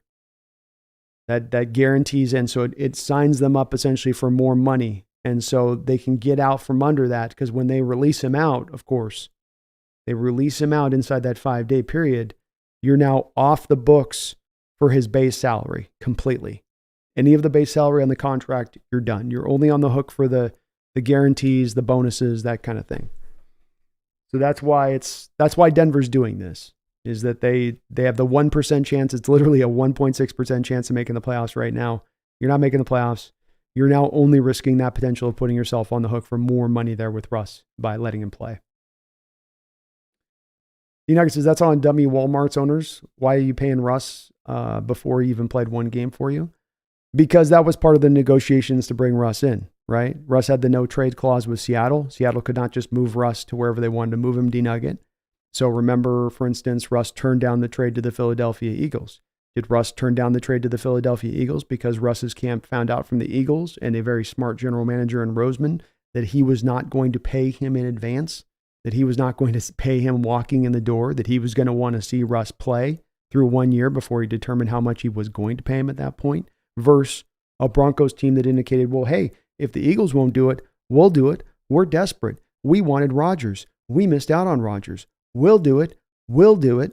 And that's what I think happened. The Walmart's got their money to spend. It was no big deal to them to cut the check. And if that's what it took to get the final deal done for their perspective, then that's what it took to get the deal done. But that's why I think, I'm making a guess here, Dina, but I think that's what drove those negotiations there a bit at the end on that. Jordan says they shouldn't be able to get out of that money because they benched him. It's the game. It's the game teams play. I was showing this little header at the start of my stream here today, Jordan, where you were here with me on this, but you can see with this, we've seen the Raiders do this with Derek Carr. The Colts did this with Matt Ryan, and the Raiders are doing this currently with Jimmy Garoppolo. And that is that you'll just bench the guy because you don't want him getting injured. In the Raiders' case, I can't blame him with that. Garoppolo's a walking infirmary unit.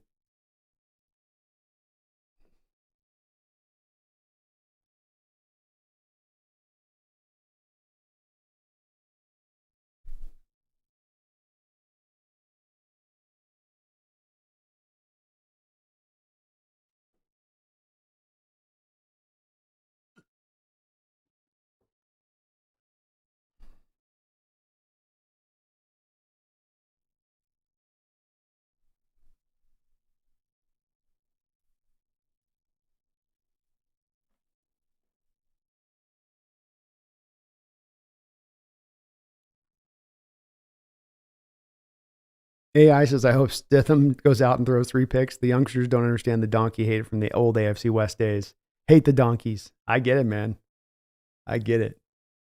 Paul B says, like your channel. Title is silly. And I understand that for some it may feel like clickbait with this, Paul, a little bit. If you can understand this for folks that may be going, well, there's no chance of this happening. Well, there's no chance that Russell could come back. It may very well be silly. I didn't post it not thinking there isn't any potential chance at all of happening. But just the thing to understand with this and this is just kind of something that's uniquely to my perspective in running a channel. I do 3 or 4 shows a week. And so I'll often, Paul, I'll get asked a question, as you probably followed in the channel. I'll get asked a question one time and it'll get asked 79 times over the course of a 2-month span. And so what I find is that if I have a question I can anticipate that I'm going to be asked over and over again, that I can do a show around that question or do a video around that question, then I can avoid having to then repeat myself 79 times over a 2-month stretch.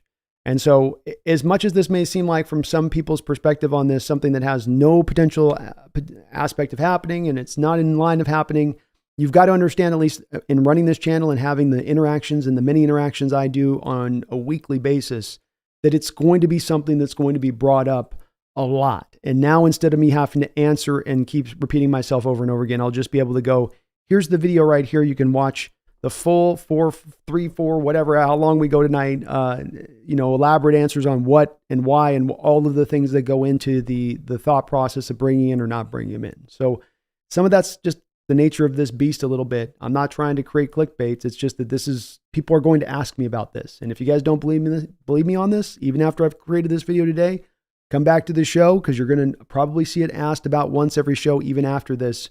As we go through for the next couple of months, as we go into this off season. It's just, it's one of those things I try to avoid that if I can. So I'm trying to do that a little bit with this, and it's right now something that's being discussed. But thank you. I appreciate you, Paul.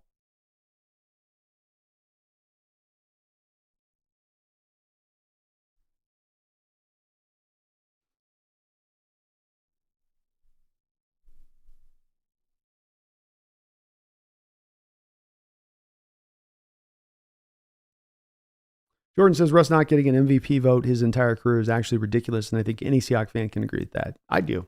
Yeah, I do. He should have had an MVP vote by this point. Paul says, he says, Russ, no draft picks, minimum contract. Big Russ fan.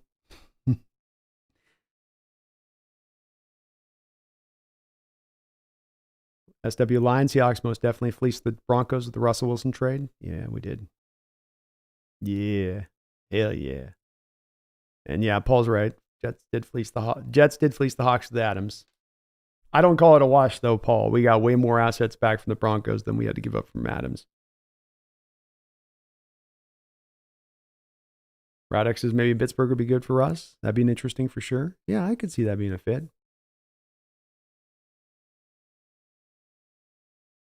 Jack Maloney could see Russ in Vegas. He loves the stage. I'd see Vegas is one that makes a lot of sense to me. They've had these kind of quarterbacks come through there going back to like the 70s with Stabler and whatnot. I mean, they got a track record of bringing guys in that, come in a little bit at the end there. And then you got his wife, Sierra. She could do it they got those little Vegas, I don't know, they don't call them tours, right? They got a specific term for them. I forget the word is, but you go in there, maybe do that.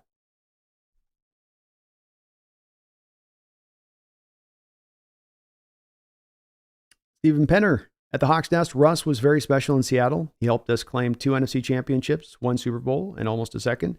His era is over here. Once again, love the channel. Appreciate your thoughts on this, Stephen. I totally do. And again, I understand there are a lot of people fed up and be like, this is something I got to cover because this is something that I'm going to be asked by a lot. And that there are many of us that are old school fans and have been following the Hawks long before Russell came here. But you got to understand too, there's a lot of fans that came into their fandom and understanding the Hawks and understanding I'm in Seattle and I've got this team that's a football team here that I love, that I have this magical quarterback, and that's where their fandom began. And so Russell for them is the equivalent to like a guy that was Steve Largent for me growing up, where, he's held in a certain high special order, and these guys and folks have a little bit of an outlook on him that's a bit different on that. That's why I do have to cover this a little bit, I think. And it's one that, the second this went down, I started getting blown up on my DMs and people. That's usually a very good indicator that this is a subject that's going to need to be discussed. And that's why I wanted to go live today with this at that point. As also evidenced by the fact we have had so many people in here today too.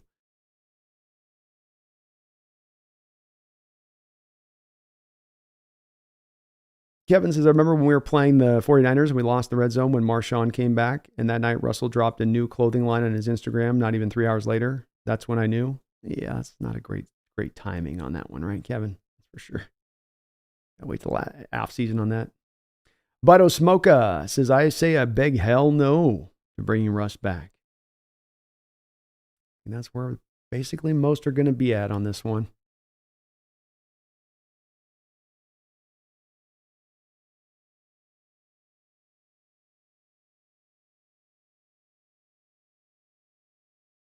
Tommy says Russ has taken 4th most sacks in the league, near league leader again. Sacks are drive killers. Yards are not everything. They definitely hurt when you're going to lead the league on those. That's a lot of negative yards to take to have to overcome. Lion says, I wonder if the spat Payton had on the sideline in Detroit may have exacerbated the situation. It might have, Lion. I feel like a little bit in retrospect, that was a bit for the, I don't know, maybe I'm just skewed on this, but it felt a little theatrical in the moment in retrospect, understanding they were thinking about making this decision. Jag Sports Talk with Jose Rodriguez. What's up, man? Says, whatever happened to Shelby Harris? Shelby Harris is currently with the Browns this year, Jose, and he's having a good year with them. Signed a 1-year deal for a couple $1 million. Not a big deal, but he's been a very useful player for that Browns defense.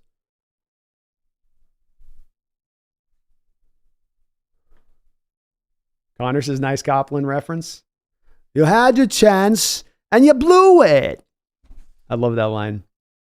Interesting to hear Stallone talk about that scene too, because he was saying that wasn't even a De Niro scripted one. He was pecking on De Niro in the scene, elongating it a little bit, and De Niro just shut him down. But great line.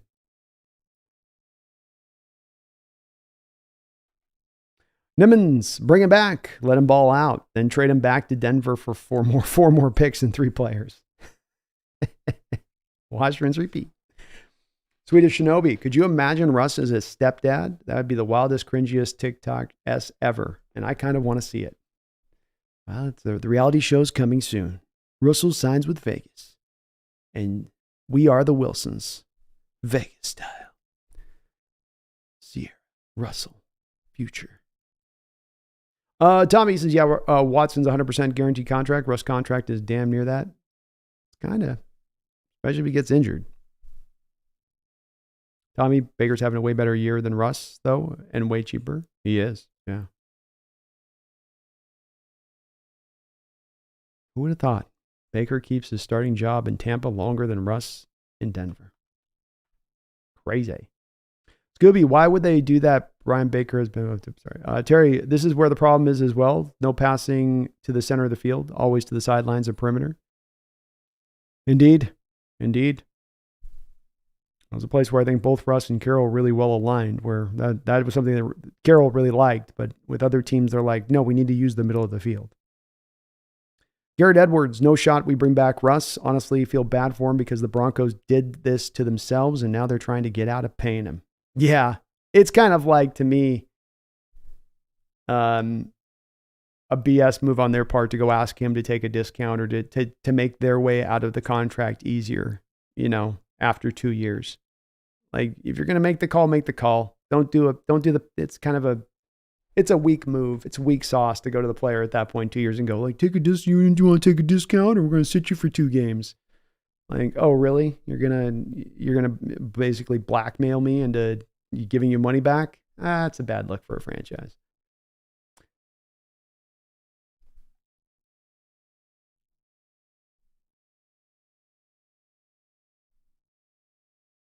Garrett says, I'd be pissed if I was being benched or forced to change the contract Denver offered me. Yeah, I'd say go F yourself too.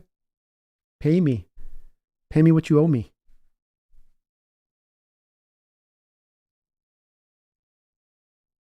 Nick says, what the F? People die in the streets around you? I don't know. Somebody fired about 6 shots. And it was not in a like bang, bang, bang. It was like bang, bang, bang. Bang. Bang. Bang. Maybe there's somebody's out there taking a gun out for a drive or something. I don't know. I was about to start ducking and diving, I'll tell you that.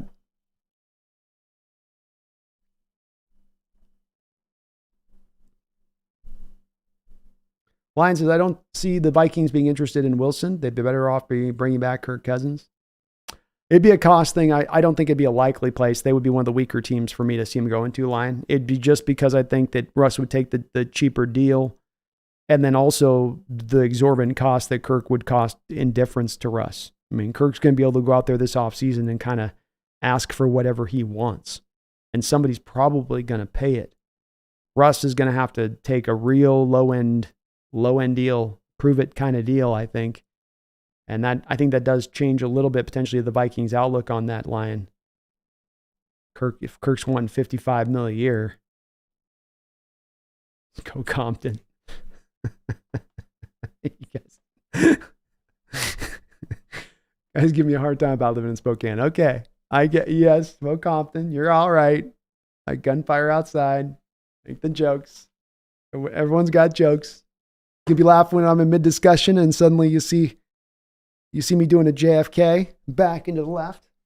I'll be laughing so hard then with your jokes. Your Spokane jokes.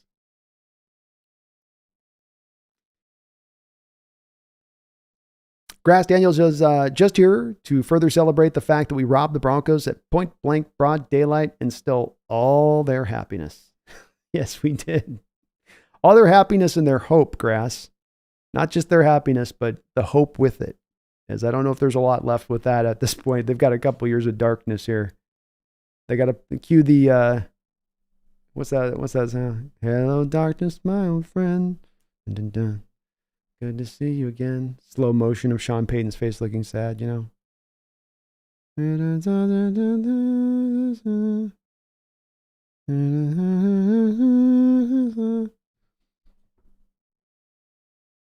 Numan says, what if this is all a ploy? What if he's played poorly to tank Denver and has been an undercover Seahawk the whole time? That's what I was thinking. We were talking about that Numas earlier. Comes back home now and he's like, I've returned. Pulls the mask off his face, Mission Impossible style. Back to being a good quarterback. Brad says Seahawks doing good. Yeah, they are. Feed more Seahawks. Russ should just go back to driving commercials and not because he's the worst driver. And not driving because he's the worst driver. They have some troubles with the golf carts. Those can give him some issues. Salt, how you doing? Salith, Saing, how you doing? Dude, Bob, I don't want to see us make the playoffs just to get destroyed in the first round. Rather get a better place in the draft. I always like having it. If you got a chance to meet Dude Bob, you got to swing. Got to give it that shot. Got to try if you got the spot. You know. But I get it. Randall McDaniel, thank you for the $2 donation. Sorry, a little late on this acknowledgement on this one. Didn't see it over there. Says, big question.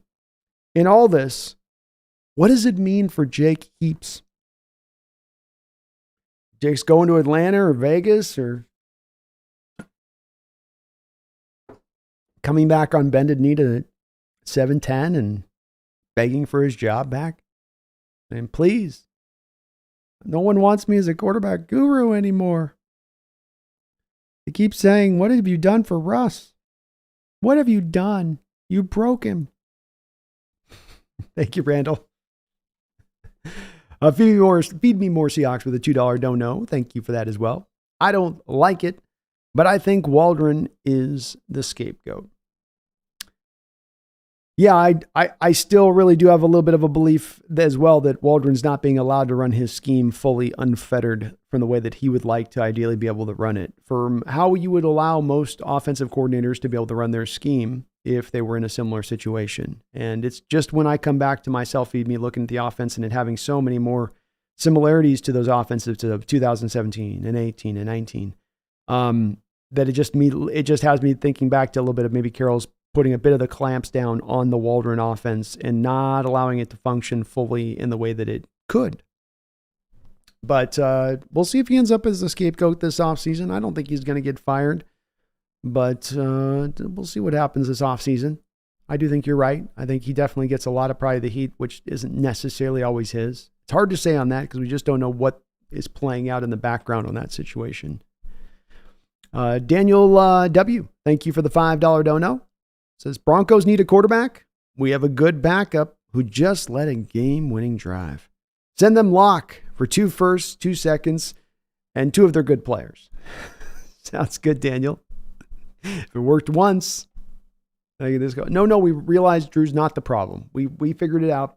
Just, we got it up. Yeah, we understood now. We got it now. Just bring him back over here. Just over here. But yeah, Drew will be a free agent this offseason. We'll see if Denver comes calling. That would be pretty ironic. Payton was like, well, I'm here now. I like Drew, so bring him back over here. You never know. Weird things happen in the NFL, Daniel. I see what you did there, though.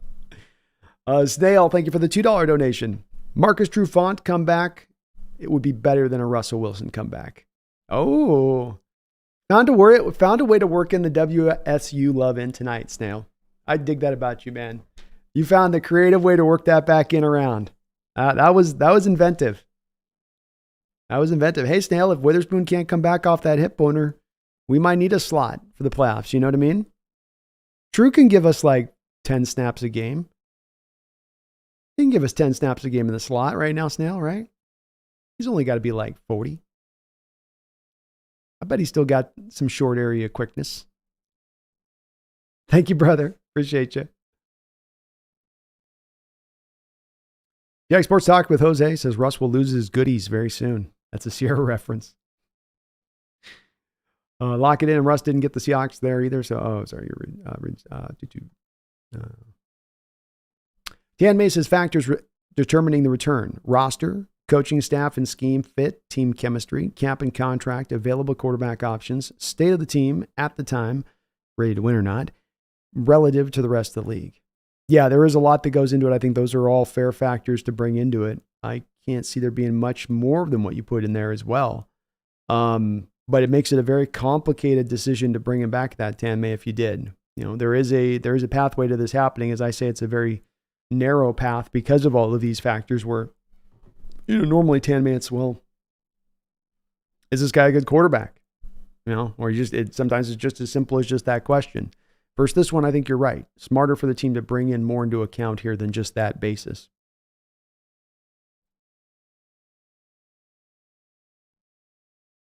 Cameron says Wilson really ruined his legacy when he tried to go for an MVP over anything else. Ego, hubris, that can be the thing that definitely is the downfall of many. And certainly when it comes to this sport, it's a team sport. I think that Wilson got kind of wrapped up a little bit in the era of what I've called the diva age of quarterbacks. And that is that these quarterbacks kind of decided in this era, a good subset of them, that they're sort of bigger than everything else. You know, they're bigger than the team around them, that they are the star at hand. And I don't think that was for the betterment of the league. And I don't think it's helped teams out that guys operate with kind of that manner and that outlook of things. But it does look like it's a short era, era, I should say, as it doesn't seem like this next generation necessarily is in that same mode. Cameron Robinson, I love Jaden Daniels. I do believe he's going to be a first-round pick. If the Hawks were to take him, I think he'd be a very good fit. I love his mobility that he brings, and he's got a good, strong arm. He really improved this year as a player from last year. Taking some big steps forward with arm strength, accuracy, decision-making. I love his upside. Fun player.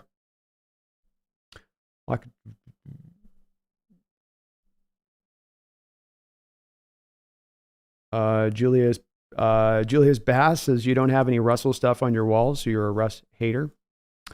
Well, it's an ever expanding wall. No, I'm definitely not a Russ hater. I wouldn't say. If you feel that way, fair enough, Julius. Absolutely fair enough. But no, I don't feel like I'm a hater of Wilson. I feel like if I was a hater of Wilson, I'd definitely be a lot more vitriolic. But you're definitely welcome to your opinion on that. I don't begrudge.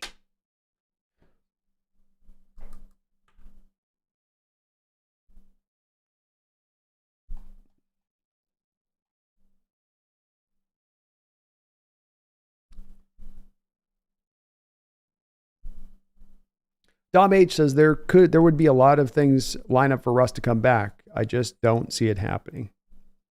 It's a fair way to put it. Fair way. Deal, I'll take Russ at $25 million for a year and a rookie quarterback in the draft. Oh, there we go. Got a few pro Russ folks in here. It's good to see a little balance.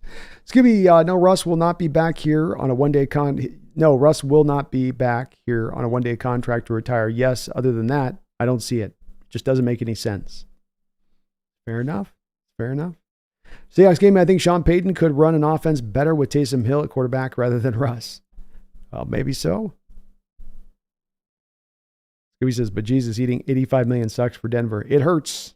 That's a 2-year implement to your roster. That's not something that I think you just get over.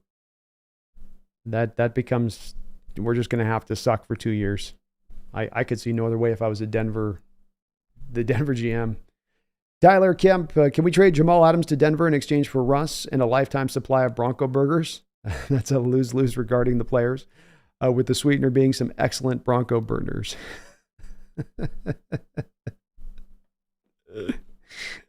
Well, you had me at burgers. You got me to say I wasn't on board with your trade, Tyler, but when you're bringing in the burgers, yes. Scooby says, I think the best way for us, our quarterback situation would be to draft a quarterback this year, then put him under Geno for 1 or 2 years, then drop Geno, sign Luck to back up. Sign Luck to back up the drafted quarterback after 2 years. That works for me, Scooby. Oh, it's Lock. Okay, sign Lock. I don't know, Scooby. Lock might be moving on this year to a place he might get a chance somewhere this offseason to start. You never know there. But I like your situation. I'm with your approach on it, for sure.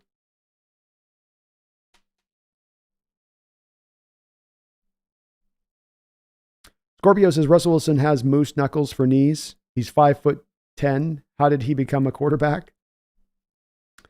He had some, at one time, excellent mobility. I mean, he was a 4-5 guy coming out. I mean, it wasn't maybe in the twitchy 4-4-ish range where it's just Vic-like stop and start, but just the next rung down from that was where he was at. And then he had a big arm, and he was the type of player that the NFL had never seen before, outside of Fran Tarkenton. And that was 30 years ago from when he arrived, 40 years ago from when he arrived. That shows you how unique he was. And when you're a unique player in the NFL, sometimes that, as much as a special skill set, can be something that allows you to go out there and be very, very productive, because you're just so much more different than everybody else. You skew in such a strange fashion, really for the good as much as anything else. There's some bad to it too, but some for the good for anything else. And that kind of gave him that spot, that way to get it done. Jeffrey Johnson, target mass is how you become a quarterback. You hit the damn target over and over again. That's what quarterbacks do. Amen. Crockbutt, I really hope after this season, the Seahawks don't try and put essentially the same team out next year. I think there'll be some changes. I think that they're going to be a little inhibited by how many changes they can make, Crockbot, on their cap situation as it stands right now. But I expect that there's going to be some pretty heavy movement. Always is there through an off season.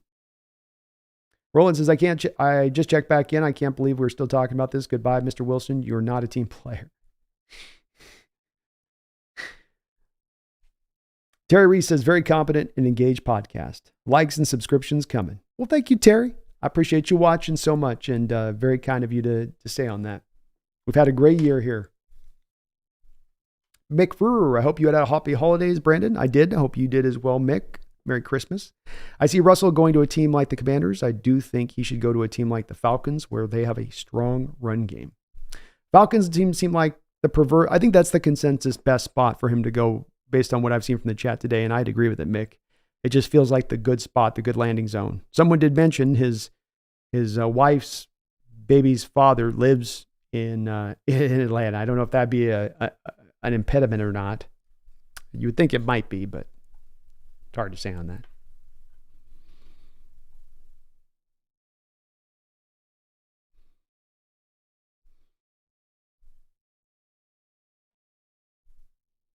Seahawks Gaming, the people that think Brock Purdy is an MVP haven't seen prime Russ highlights. Best deep ball thrower in NFL history.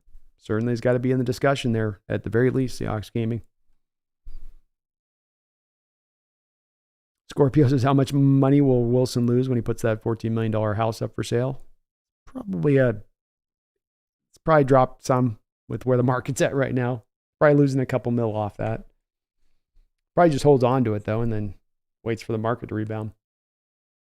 Joe Strew says Russ needs the right system and the right coaching. I think he would have a bounce-back career to at least some degree with Carroll, but I think Russ has become more about himself over the years. No, thank you.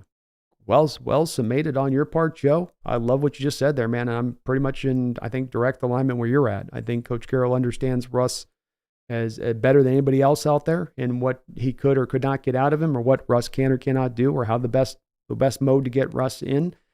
But with that said, like you said, I think the inhibiting factor here has maybe become a little bit of the ideology of Russ through the years.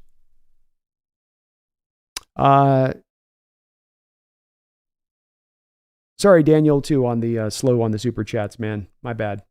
I'm being a little bit slow there on that. I did catch it, though. Just a little bit late on that. Snail, thank you for the $5 donation. Waldron just isn't McVay. He's the play caller and can't find a rhythm. Pete doesn't call the plays.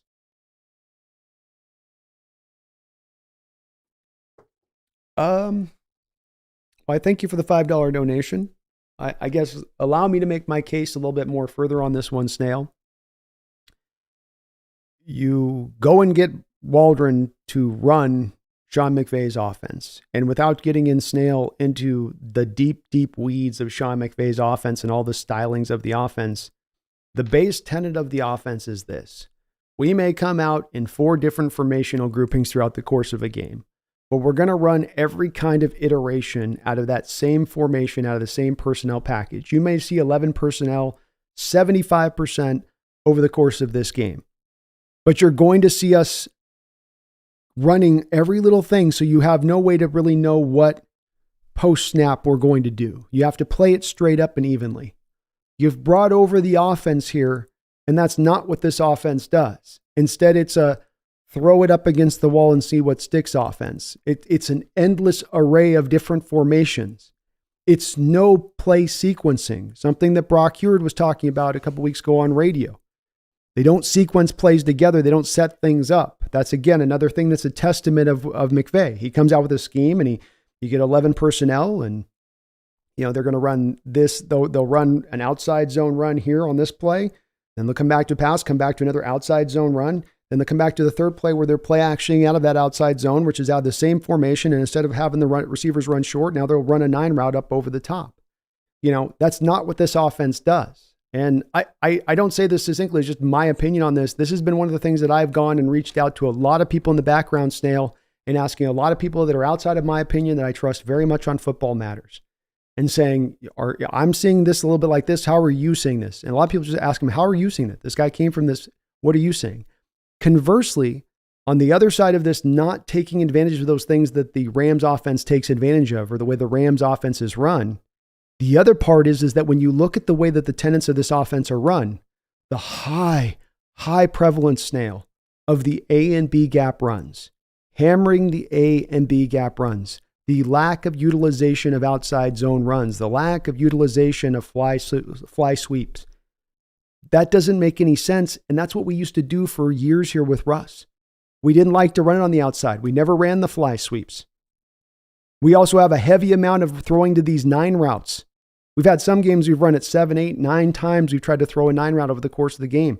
You have the Rams at times will go whole couples of games without running 9 routes. But we did run a lot of 9 routes in 17, 18, and 19. So where I try to back up what I say with this, Snail, is to say the offense looks nothing like the Rams offense and how it's structured. And then the offense also right now looks very closely structurally aligned to what we ran back in 16, 17, and 18. So is that by happenstance? Is that just by luck? We also have further evidence to back this up, Snail, being that we understand that when Schottenheimer walked in the door, he had to inherit 70% of the playbook when he walked in the door. He didn't bring his whole playbook in. He inherited his playbook. And so then in inheriting his playbook, that indicates that Carroll is indeed willing to go to an offensive coordinator and say to him, here's what you are going to do. Not that, like some coaches would, have an offensive coordinator come in and say, run your offense. So there's proof of this in what I'm saying. I got things that can back this up in alignment to what we're seeing. And if it's not a matter of it's Carroll putting his fingers into this particular pie, then what is the explanation for it? Finding the rhythm is kind of a generalized, and when you mention it's kind of a generalized thing, that doesn't actually, what does that mean as far as actual things I can apply to the field that I can see and what you're meaning to that? Like in not finding a rhythm, just that he's not a step ahead of the defensive coordinator. He's just a bad offensive play caller. Then was Bevel a bad offensive play caller? Was Schottenheimer also a bad offensive play caller? Was none of their failures brought about by the fact that Carroll was impinging their job?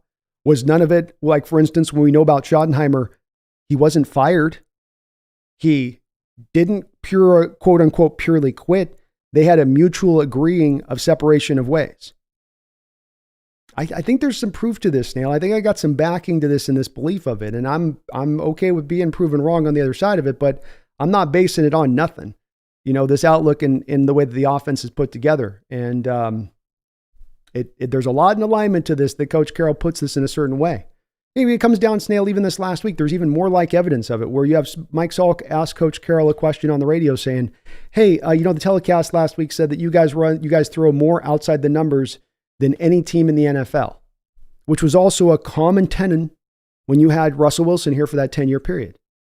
You don't throw in between the numbers. You refuse to do it. Don't throw short. Don't throw in between the numbers. We thought for years it was because Russell Wilson was small. It's not that. You still don't do it with Geno Smith. You still don't do it with Drew Lock. Salk asked him, why don't you do it? Carroll wouldn't answer him. Refused to answer him. So again, Rams offense utilizes the short, intermediate, middle of the field. Seahawks offense, like it did in 16, 17, 18, 19, doesn't utilize any of that. Yet you have a coach who comes from that, doing that. How did he forget all of this stuff? It doesn't make any, it's like an Occam's razor. What's more logical? Waldron came from the Rams and forgot everything that helped him to get this job in the first place? Or he's got somebody who's guiding and directing him at least partially, and that's creating a bit of a weird mix, or the throwing spaghetti up at the wall situation that we're seeing kind of on a weekly basis at times, and not giving you a congruent offense that seems to have an identity or even a real certain approach they're trying to take on a weekly basis. Thank you, though, for the $5, man. I appreciate you on that. Adrian X, thank you for the $2 donation. Says, why don't y'all 12s want to see Geno versus Russell Wilson competition? Thank you for the $2 dono. I think it's an either or myself on that. I don't think you can afford to go with both. And that'd be wild. That'd be a wild comp. And I think Geno would take him because you'd still be running the Waldron offense between the two of them if Waldron's here on that.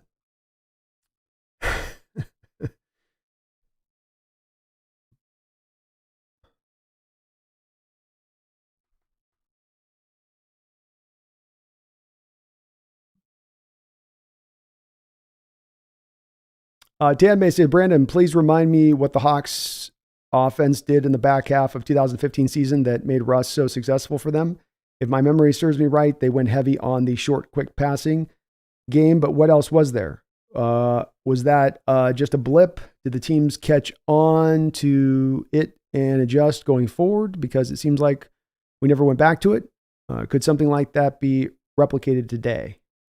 15's quite a bit of years back to me on that kind of specific of a detail, Tan May, to be honest with you. I can't quite remember in 15 what the situation was there on if we went to the short passing. I can't, for the life of me, remember Wilson having a year where he really had the short passing attack working. But that was certainly one of his better years with 4,000 yards passing on it. So I'm sorry, I'm just not sure. I can't remember on that, to be honest. You were up at 68%. To your point, that was his highest completion percentage of his career.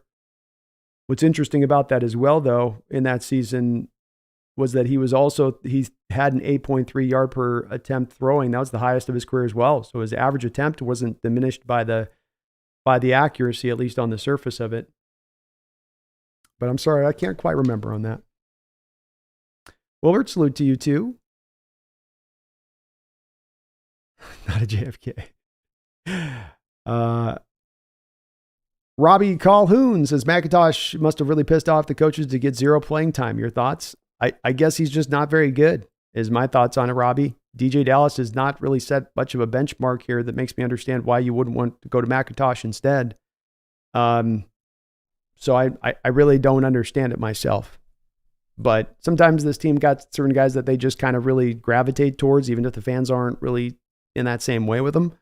And Dallas seems to be that guy that's kind of caught a little bit of the glint of Carroll's eye in that respect, where he's going to get that time out there to play. But I sure would like to see him get some snaps instead of McIntosh out there, especially on special teams.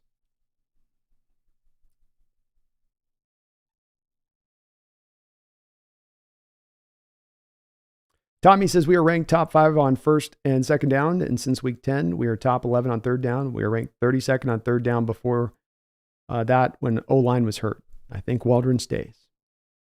Like it. Amazing Mario Brothers. Russ is going to the Commanders. He is from that area, and that organization is notorious for making dumb decisions. That could make some sense on that surface of it. There are those rumors, Amazing Mario Brothers, that Belichick's going to go out there to Commanders. That's the landing spot for him. And boy, does that seem like a weird fit between those two.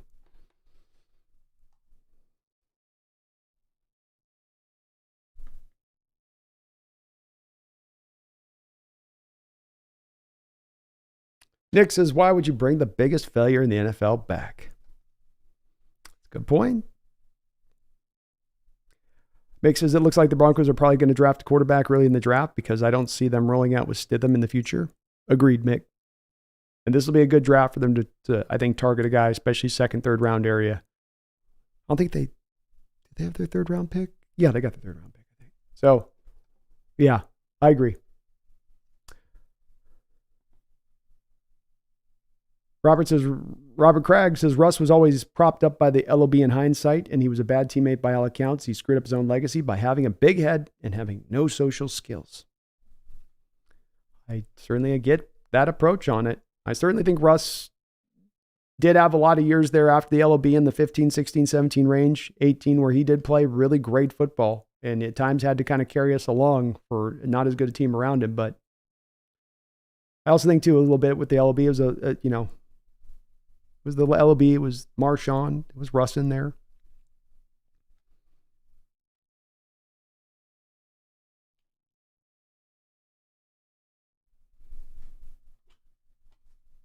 Terry says, was just going to mention he's the Fran Tarkenton of our era. Yeah, absolutely. Absolutely. Gibson says, move off Adams and pray we change the defensive scheme. I do think we need to get stronger in the trenches. I'm with it, Gibson. I'm completely with that. Alexander says, Russell's game is throw deep and run around in the backfield. It's puzzling why some here still want that. As I said, I think some people did kind of come into their fandom at times with this team right as Russell Wilson was coming to play, and it does set in people's mind for a special way like that. I can understand that. I certainly had that view of Largent in that way. Tommy says, I can see Pete arguing the $60 million man on Russ. We can rebuild him. We have the technology. John. Facepalm. Snap out of it says, Russ can't throw over the middle and he's getting too old. Side note, #diva. Cameron Robinson, I do appreciate Russell Wilson's tenure with us, but he lied straight up at the end. He chose his path. Now we choose ours.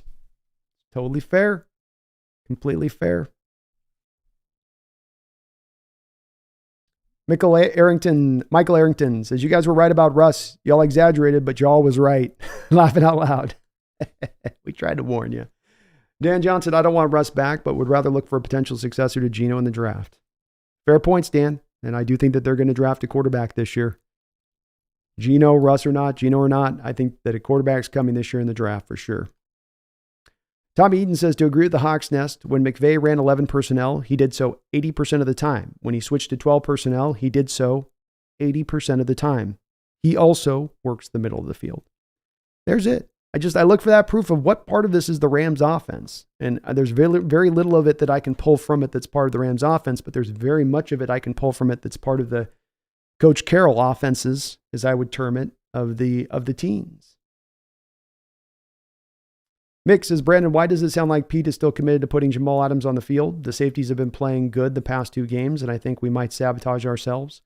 I would imagine that he's going to be in a highly, highly specialized role, Mick, if he's coming out there. You're not going to see him run anywhere near 70, 80% of the snaps if he gets out on the football field. Coach Carroll is a players-friendly coach for a reason, and it comes down to a couple different things, not just merely the environment he fosters, but because he will be pro-player friendly. I can't say the word, but pro-player friendly. And that means that in a case like this, if Adam says, I'm good to go, I've had a couple of weeks, I feel better, give me my chance, I've been working so hard to get back, I've been a good soldier for you, let me go. The Coach Carroll will be like, okay, I'm going to turn you loose a little bit with that. I'll keep you fitted, to where I don't just let you run wild out there. You're not going to be back here in too high looks. But that's a little bit, I think, of what you get with Coach Carroll as a coach. And it's both good and the bad. And that he supports these players, and that's sometimes how he gets the best out of them and gets them to play at their best is having the support in them. But I can get some of your trepidation and not wanting to see him out there, especially if he were to get injured.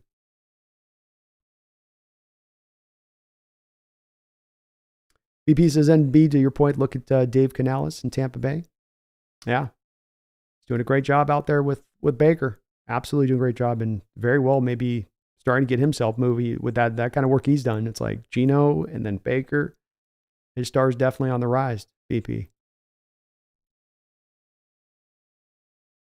Alexander says Pete only answers happy questions.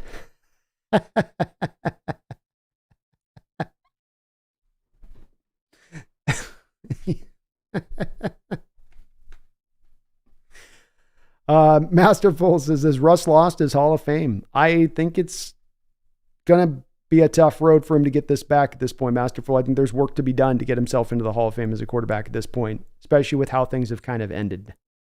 And unfortunately, the way things are going to end here a little bit, if it goes this direction and continues this path, is what's going to be the most recency bias in people's mind. So, yeah. Scooby's next up, man. Hope you had a great Christmas with the family. You too, Scooby. Thank you, brother. You're having a good one. Pearl Haggard. Russ couldn't touch Geno in a Christmas contest, and there's no way the players would pick Russell Wilson over Geno. He's just not a team player. Well said, Pearl. Well said. That's another part to consider with this is that locker room and how those received. How was he at the end? How that goes.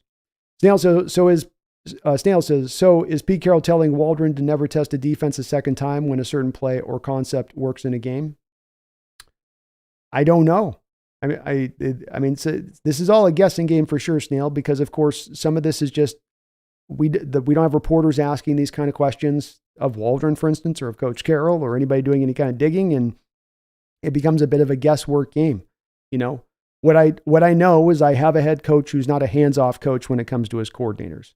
What I know is I have an offense that looks much like our defense, Snail, right? This all kind of concurrently goes, Snail. If you look at defensively, the same thing. Why is it you go through all the defensive coordinators, but the defense ends up really at the bottom line looking the same way?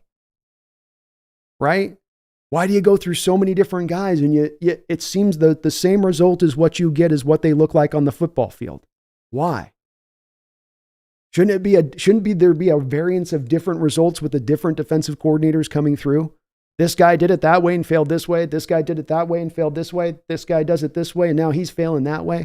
But instead, you fail the same ways. You play it the same ways. You set up in the same ways. Why would it not be similarly true to the offensive side of the ball?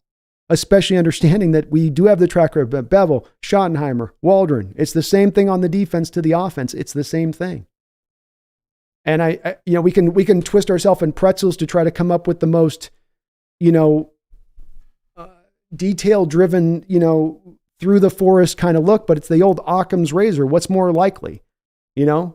What's more likely? Waldron just completely forgot the offense that helped him go get the offensive coordinator job in the first place. Completely forgot all the tenets of that offense, of what made that offense successful in coming to Seattle, or he got the job. Didn't have a lot of offensive coordinator offering jobs out there. He'd never done it before, so there wasn't a lot of coaches out there offering this job to him. Carroll was the only one, as far as I understand it. Carroll says, you're going to come in here, but you're going to let me guide you in this process of what you do. You're a first-time coordinator. I'm going to be informing you on this stuff. You've got to let me have overriding arc on you. Will you take the job or not? And if I'm Waldron, if anybody's probably in Waldron's case, they're taking that job because it's the chance for the promotion and the upgrade. But it did mean that I think he had to accept the job, much like I proved, Snail, with Schottenheimer. And it's not just a rumor, Schottenheimer. That's Brady Henderson, Seattle Seahawks reporter. We go back and still find the tweet that he posted that Schottenheimer inherited 70% of his playbook. That right there. Let's not make this any more convoluted, Snail. That right there. 70% of a playbook an offensive coordinator inherits. Do we understand how insane that is as a concept for any NFL coach to do that to a coordinator? There is nobody else in this sport who's walking in the door and inheriting 70% of a playbook unless that head coach is already calling the plays and already running that offense.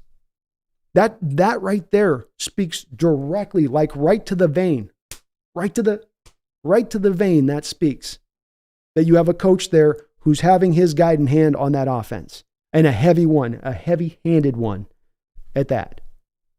So I just think that there's a lot of proof with this, my man, with it. I really do. I think that there's very little proof of this, that it's just merely Shane Waldron not up to snuff and not a good coordinator. It could be both things at the same time, to your point, Snail, where it's also he's a bad coordinator, in addition to the fact that there's this control of Carroll coming into play. But it is very hard then, as we come back to making the evaluation of Waldron of whether he's good or bad as a coordinator, if he's not being allowed to really truly run his offense, the offense he came from, the offense we like so much, we hired him from that team to come here and utilize here, only we didn't. That's the part that gets frustrating, I think, in taking it through those steps, is like, you liked it in the first place to hire him, yet you wanted to bail on it the second you brought him through the doors. And if it's not that, then you got to give me some. If it's not that, Snail, there's got to be something more than just rhythm. You got to give me as to proof that it's not that, you know. Why? And I'd love to see your response to that. Why would it look so similar to those old offenses, Snail? You know, why, if it's not that, why would he lean to stuff that we used to do? You know, I don't know, man. I don't know. I'm just saying. Snail says Pete Carroll's telling Waldron not to run different plays out of the same formation.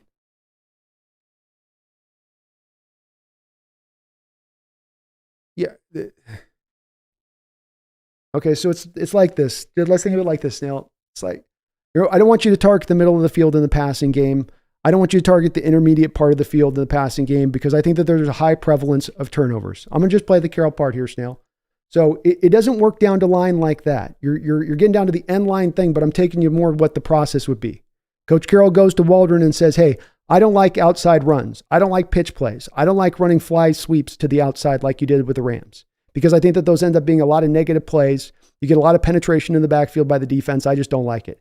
And then I don't like you throwing short, and I don't like you throwing to the intermediate field side of the field, because that can cause a lot of turnovers, you know?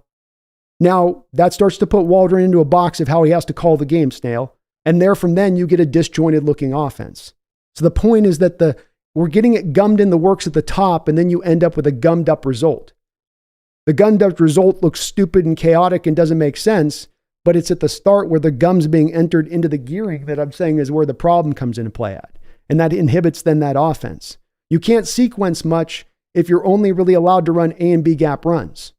And you asked, is Carroll not asking him to go back to plays? Well, yeah, if Carroll's saying, I don't want to run four or five fly zone sweeps a game, I'll let you run one or two, but that's all you get, because I don't trust those plays. I think they're more negative plays. I think you'll get penetration too often in those plays. I don't like that. I want to be going north and south. I don't want to be going east and west in my running game.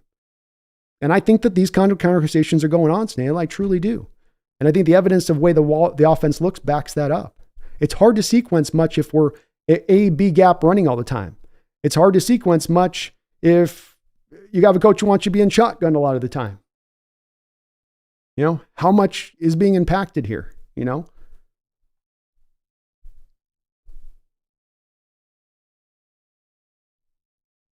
Tanmay says, with the roster that we have, especially the secondary and Spoon in the slot, how effective do you think cover 2 man press scheme and nickel would fare as base D? If not in that, would you do 4-3 or 3-4 front?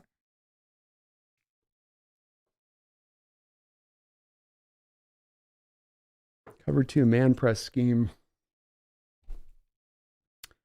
I like cover 2 man press scheme, but I like it worked in as a here and there. Tanmay, I don't think I'd have it as just like the full tenet of your defense, because I think there should be even a mix where you have cover 2 press that you drop into pure zone and run a lot of different fluctuations out of it. I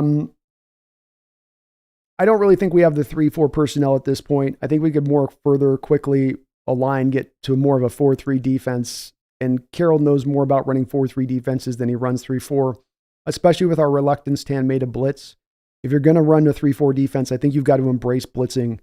Not at necessarily the highest rate in the NFL kind of, but you can't be like a league minimum rate when it comes to blitzing from a 3-4 defense to get the most out of it, which is where we're at. So I think more of a transition to the 4-3 would be smart. Dan Mason Spoon's a different type of cat. Do you think he could hold up in that scheme in the slot against tight ends? Oh, yeah. I think he could, Tammy. Absolutely think he could. Yeah, he's a different kind of cat, like you say.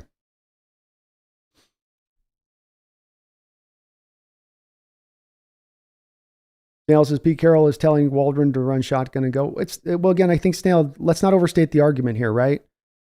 I'm not saying everything on the offense that's bad or bad about the play calling or not right is completely on Coach Carroll, right? That's where I also said with this, Snail, it could be both things. It could be Coach Carroll's heavy-handed influence and Shane Waldron sucks as an offensive coordinator. Again, I think maybe my message is getting lost here a little bit. The point of it being is just that I can't make the evaluation of an offensive coordinator if I have a heavy-handed coach who's so heavily guiding him up at the top end of the process down. That's not letting the guy really do his job at that point. I don't know if I'm making much headway here, though, on that.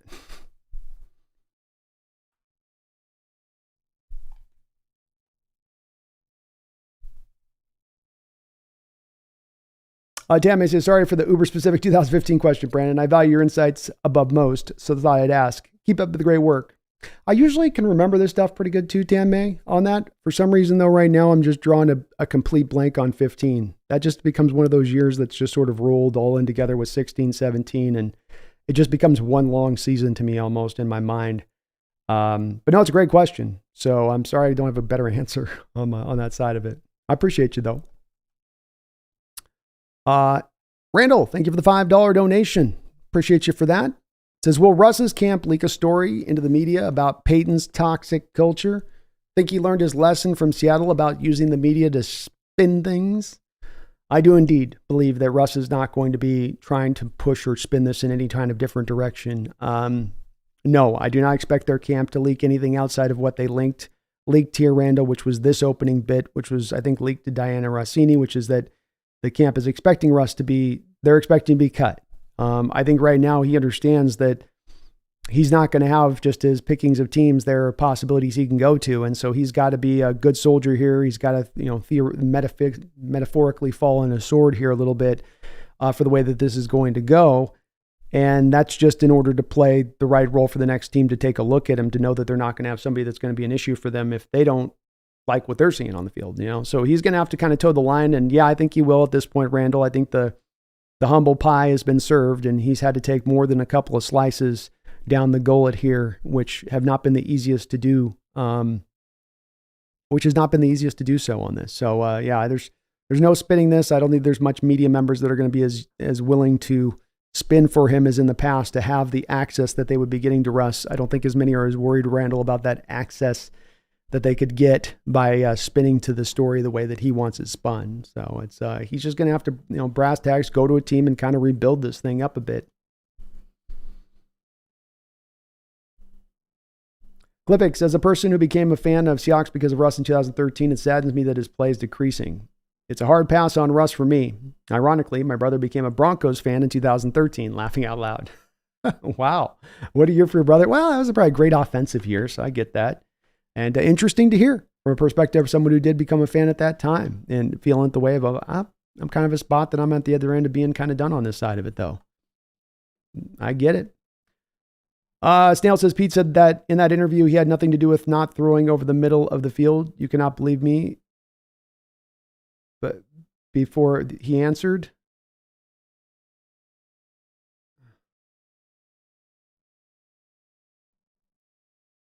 yeah, I mean, Sale, if he's got a heavy-handed approach on offense, do we expect him to come out and be like, yeah, I tell Waldron what to do. I tell him to do what on this. I come in and do that. He's not going to come out and publicly, if he was doing this, like whether or not you believe that he's doing this or not, Snail, like if he was publicly doing it, if he was doing this in behind the scenes, if he's having the kind of control that I'm sort of pontificating that I think that he is over the offense and the defense for that matter, then he's not going to come out on a media interview and be like, yeah, I'm undercutting my offensive coordinator. I'm telling him to throw outside the numbers. He's going to want to make his offensive coordinator look good, right? So that's the opposite of making your offensive coordinator look good. So that would be breaking the first rule of what Coach Carroll applies to his team, right? Which is protect the team. He would not be protecting the team if he's undercutting his coordinator on public radio. I didn't feel like he answered the question. You know, it's data to me, Snail, that stands out. You didn't throw outside. You threw outside the number with Russ here for years. You ignored the middle of the field for years. You're now with a new quarterback, new offensive coordinator. You're still ignoring the middle of the field for years. I mean, at what point, what is your explanation for this, Snail? Like, what is your explanation for why it is looking exactly the same way? It just coincidentally is playing out this way. It just by happenstance looks the same of an offense as it did years ago. I mean, can you understand why that doesn't quite add up in my mind, or doesn't quite make sense to me in my mind? I could be wrong on that. I could be out of my effing mind here, but like, that doesn't quite add up to me that it would just coincidentally land in the same spot. It's like hitting a golf ball and landing in the same divot 200 yards out and going, well, it's just kind of luck that it happenstance. It landed in the same divot spot. Like, no, that somebody put it there in the divot. Somebody walked over and set that there over in that same divot. But I appreciate where you're coming from on this, Snail. I know we disagree on it, but I appreciate where you're coming from with it. You can convince me on this. I just got to be given more than just... I got to have an explanation for why it looks so much the same. And not just like kind of quasi the same, but exactly the same. Lack of pre-snap and post-snap motion, lack of utilizing the outside zone game, lack of pitch plays, lack of in utilizing any of that. No fly zone sweep, right? Not attacking any of the middle of the field, not attacking in the intermediate zones on a consistent basis. Why do those 6, 7 different tenets that were clear key cogs of the 2016, 17, 18, 19, 20 Seahawks offense, why are those the exact same things we see now with this offense that are either missing or readily apparent? The A and the B gap runs. Like, we're running up the middle. We're going to hammer it up the middle. We're going to hammer it up the middle. Hammer it up the middle. I don't know. I could be wrong. I'm off my soapbox on it. You says Payton has accomplished more than Wilson has. Not sold. He's the savior he's heralded as. Well, not necessarily.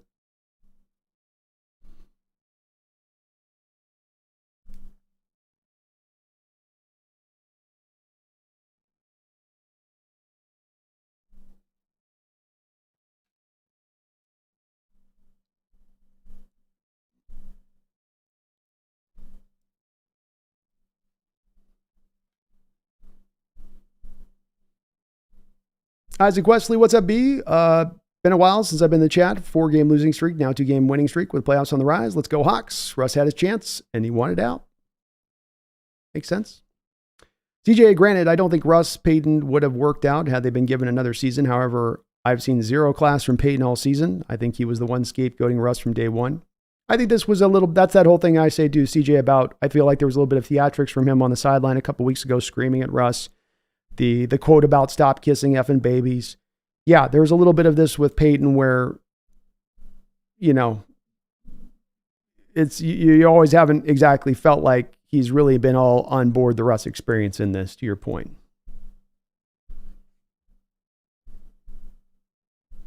Tom Eden says, watch the Brock and Salk interview from this week with Pete. Pete is pretty much insinuating that throwing to the outside is what he wants to do because we are good at it.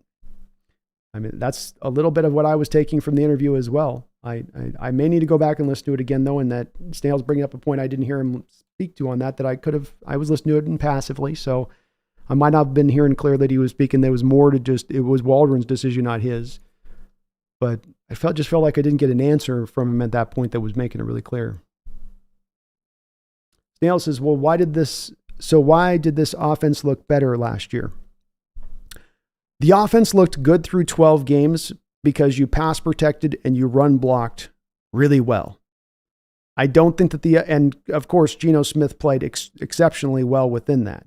I don't think that necessarily he was running Ram style of offense for your success during last year. And it was the 12 games last year. It wasn't all of last year, Snail. It was the 12 games of effectiveness, right?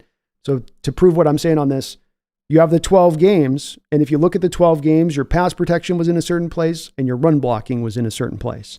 Then from week 13 onward, your pass protection and your run blocking were in a completely different place.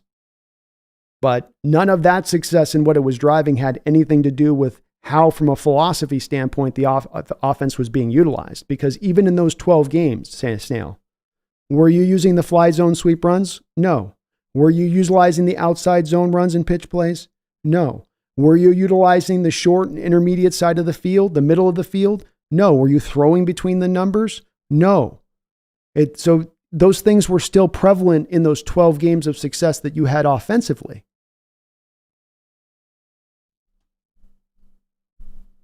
CJ says, shouting at him against Detroit because he failed to throw the challenge flag. He never pulled that crap once in New Orleans.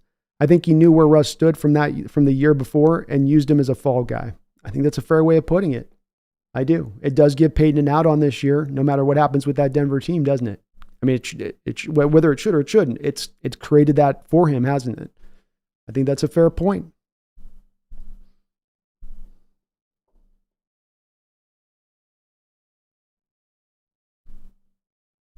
Mick says it's cool to see Geno Smith supporting Russ after the news broke out. Between that and how happy he was on the sidelines for Drew Lock when he had the game-winning touchdown, he'll make a good mentor. Well said, Mick. Well said, man. Geno's been a very easy to support since he's been the starting quarterback for the Hawks because of the way that he's carried himself, not just for what he's done on the field. Tommy says, when you throw to the outside, you pretty much have two defenders only to worry about, and if all else fails, you can throw it out of bounds. Over the middle, there's a lot of traffic. Exactly. And when you have a head coach that's very reticent to turnovers and the potential of turnovers, it's very easy for them to then just eliminate that risk, right? Holy. Terry says, we did better in the past couple of weeks when we did pass the middle and used our tight ends. Amen, Terry. It's there to be effective and utilized when we do want to. That's the kind of the ironic part about it, is that we refuse to do it at times, but much like the fly sweep play. We had back-to-back weeks of the fly sweep. I felt like they were trolling me at one point because we go get 10 yards on it on 1 week. Then we don't go back to the whole rest of the game against the Niners. Then we come back the next week, run it once, get a 10-yard gain on it, and then again, don't go back to it a single time. And haven't since, by the way. Seahawks Blue and Green, it was an ugly divorce. No way you bring back Russ. Probably not. UE2K, Seahawks are the same team from last decade. Pete is not a coach. He's a motivational speaker. Zero specific game planning. Zero halftime adjustments. Just rah-rah stuff. Fair points.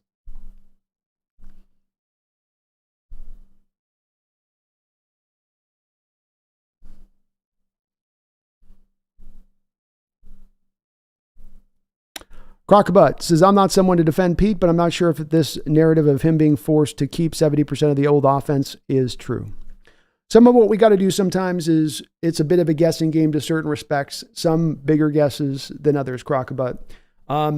When it comes to a Seahawks reporter reporting on something, I tend to give that less of it being somebody on Twitter just sort of invented this thing out of the ether and decided that this was a thing. So when Brady Henderson, who is a Seahawks reporter and a pretty respected one at that, says that Schottenheimer inherited his playbook, or that's what we're hearing, is it technically a rumor? Is it technically I can't prove it in the court of law? Sure. But when I have some other evidence to match up to it, for instance, the mutual parting of ways between that same Schottenheimer who inherited 70% of his playbook and Coach Carroll not being fired, mutual parting of ways, being both camps said, hey, I'm kind of done with this, right? That does lend itself into that. When I have an offense that I can take over a 10-year period, which structurally looks very much the same across the board, that also lends credence to that 70% story. So I can't prove it beyond a shadow of a doubt, but there's a lot of smoke. There's a lot of billowing smoke to this particular fire, I would say. I potentially could be wrong on it, all on that, but it does seem like the arrows point to kind of one given general direction on this one, in my opinion. Lord of Bravos saw that Brock's had a similar poll with similar results as Brandon's. Well done, Seahawks Nation. Bringing Russ back would be nutty. Got 706 votes here. We'll be closing the poll up soon, see where it's at. Alex says, so the story goes he wasn't well liked in the locker room then? No, Russ. Definitely some folks that were rubbed a little bit the wrong way. Addison Shelbo, hello, Brandon. Late as usual, this time just by 2 hours. I definitely don't want Russ back. That's fair enough. Fair enough. Connor Thatch. Connor, thank you for the $7 donation. You're most appreciated. Every fan needs voices who have a balanced perception of their franchise. Big love from Vancouver, British Columbia. Well, thank you, Connor. Big love out there to you guys up in the north. Our Seahawks fandom up there. You all the way up to Alaska. We got a huge given area. That's for sure. And I try to be balanced as I can. I'm certainly built into my own biases, and I think about them, and I try to consider my stances on stuff so that I'm not going too far flung into directions of, just not keeping in scope all the minds and the perspectives on things, which is where you get to, hopefully that balance is really getting all of the perspectives into the view of it. So that's definitely the goal here for sure, Connor. I appreciate that it's at least in some respects coming out the way I hope to with that, even in my emotionality. But thank you, man, for the $7 donation, and big love out there to you guys out there in Canada as well, man. Happy holidays. Merry Christmas to you. Hope you have a great new year. And appreciate you. Alex Smith, what's an NDA? Non-disclosure agreement. He says, Wilson, Payton, bad fit. He'll play cool until he gets a new gig. He wanted out of Seattle. He got that. He wanted to get paid. He got that. He'll move on and be okay. He's a 30-something quarterback. He's going to have a chance, to your point on that, Huey, to go wherever he wants to land this offseason. I think we're not wherever, but he's going to have a couple of different, spots, and maybe to be able to pick a good spot that he'll really like. That'll be fitting what he wants to do. Tommy, I wonder if we are a bad 3-4. I wonder if we are a bad 3-4 of the game is due to Pete's control, and when it's time to win the game, Waldron finally gets to run his offense without interference. It's possible it would explain some of the weird, imbalance there at times, the offense, and especially how it can look. I don't know on that one though. He says he was right to throw his offensive line under the bus. They were awful and Seahawks had neglected. Oh, Huey, this old debate between me and you. Well, some of that gets impacted by the fact that you then ask for all that money, man, and you got to pull the money from someplace, but I give you the fact that the offensive line wasn't the greatest. It's like, me and you have gone around on this. It comes down to that. And the quarterback asks that kind of money, you're going to have to pull from someplace. And maybe defense was the way to do it. Maybe just build the super offense, but it's where you get back to as a quarterback, really wish they could have a little bit of that self-realization moment of, me asking for more than double that of the next guy on the roster might inhibit their ability to build up a roster that allows me to be ultimately successful. Seems like a pretty straightforward, logical conclusion, but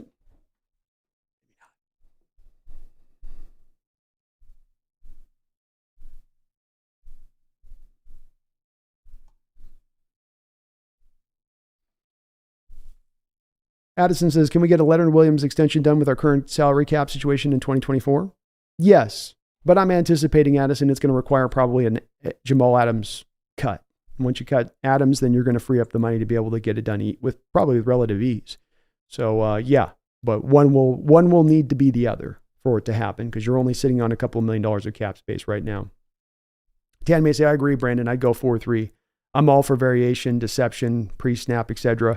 I want cover 2 man press and nickel because I want defensive aggression, route, and timing disruption. I'm okay with sacrificing the big play. We're of 100% like mind, Tan May. I am at this point. Let's go backwards in your comments back to front. Number one, I'm okay with sacrificing the big play in the modern era. To me, more of the worst thing that can kind of happen to me to your defense at the end of the day as it stands right now is the long, deliberate drives that just wear your defense out and sort of take the soul out of your defense. The occasional big play over the course of a game isn't necessarily going to do that. And so I'm okay with trying to take a couple of risks for maybe getting exposed at times in the back end. You got the personnel in Tanman and Devin Witherspoon and Tariq Woolen that can do the press stuff on the outside. I like that. The 4-man front, I think, can start to help you take some more further, truer steps to stop in the run game, especially if you can bring in some more 4-3 under.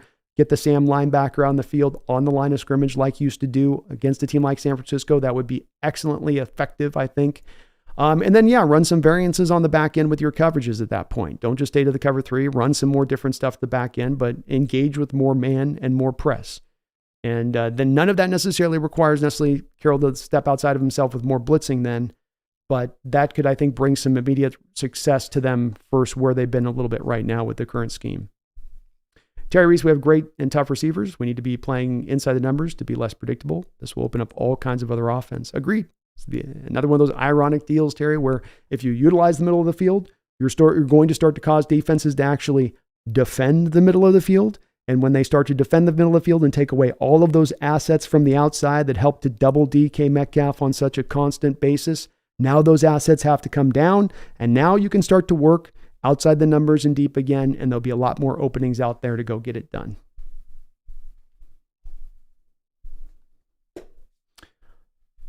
Mixes, hear me out. A quarterback battle between Daniel Jones and Russell Wilson would be hilarious. A battle of two overpaid quarterbacks in the New York market on Hard Knocks. Great TV and newspaper articles all in one. Hey, you'd have a lot of eyeballs on you with it, to your point, Mick. JT says, what happened to the sneaky screens to the running backs? John L. Williams style. Well, that's been another of something that you've seen here, JT, for going on 10 years with Coach Carroll teams, is that we haven't been able to run a screen game traditionally for a long period of time, anywhere near consistently. Here and there, maybe over the course of a season, but we just go away from it. I think some of the traditional screen game to the running backs have gone away in recent years in general, though, across the NFL. That being just because defensive linemen have gotten so big, these quarterbacks can't throw over the top of their arms to get it over to the running back behind them. And so you've had to throw it more as a shock screen now, where you got to go out side to side, and it's got to be ran a little bit more differently than it did in the past because of that.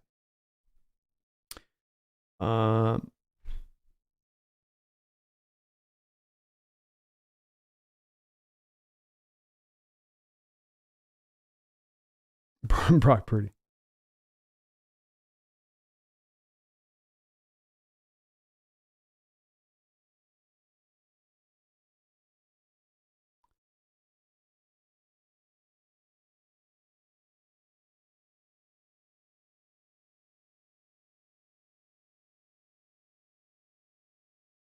Lord Boom, aloha. How you doing, man? Drunk says Monday showed that Brock Purdy's still a system quarterback, right? You're telling me you would have Brock Purdy leading a game-winning drive? Yeah, I think he's been exactly what we thought he would be, which is he is a guy that he showed you last night. He fits within the system. The system perfectly fits him, and when the Niners are at their full health, that offense is a juggernaut. But if the Niner offense isn't at full health, and by full health, you've got your pillars being Trent Williams, George Kittle, Brandon Ayuk, Deebo Samuel, Christian McCaffrey, and Purdy with it, those guys have all got to be going in that offense. But if you lose one of the pillars, you can make an argument that building starts to fall. Now, as we saw with the Ravens, that's a hell of a team, and that's a team that very well has got a good chance of getting themselves to the Super Bowl this year. So, I mean, Ravens are doing that to a lot of teams, including they did it to us. Hey! They did to us. So that probably should be taken into account as well. Kevin O'Connell says all that A and B gap run stuff is going to open up someday. It's just a matter of time, Kevin, and they'll break. That dam will eventually burst. Wayne Wilson, it would be awesome to see the team reunite and Russ to reunite, and the fans will finally agree on what quarterback needs to start. It's the perfect story, too good to be true, but it should happen. So yeah, it's probably too good to be true, but it would be a hell of a story, to your point.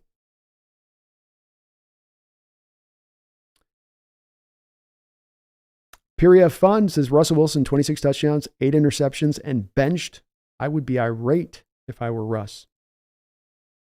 Yeah, he could definitely be saying sort of like, I had a bounce back year. How are you going to do me like this? Yeah, I don't see the Bears taking Russ, that's for sure. CJ says, not a Russ question, but depending on potential seeding, if we make it, would you prefer to play Philadelphia, Detroit, or Dallas? San Francisco's a hard pass. Yeah, I'm a hard pass on San Fran too.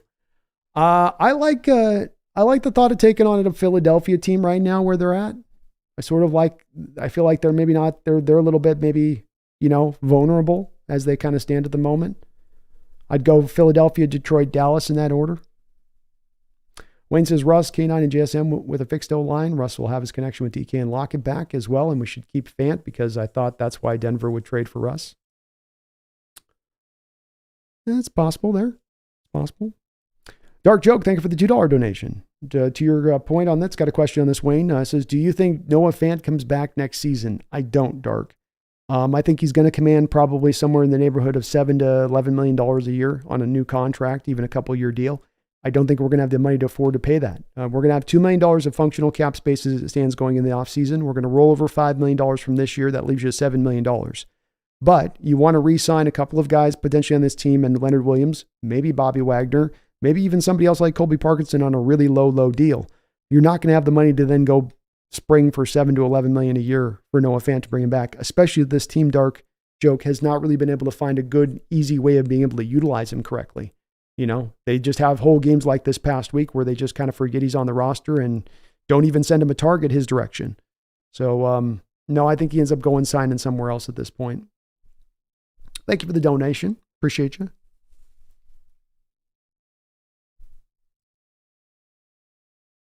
Seahawks blue and green. Russ was the fall guy going into the season if the team underperformed. Not all his fault this year, but last year had a lot to do with him. So overall in 2 years was not good.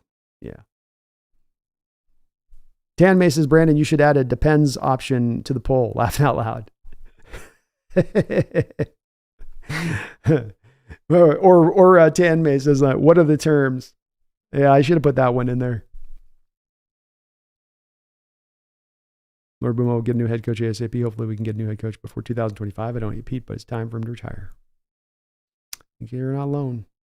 Carter says, yeah, it's time to let go of Jamal. I think it is as well. Just too much money to save, and you don't want to sign up for the injury risk alone on him going into the future. Julian's been playing really good too, Carter. You're right. You are correct.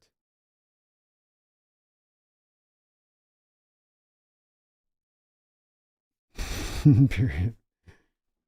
Yeah, period fund. Peyton's definitely made him the scapegoat here. Whether right or wrong, definitely has been that.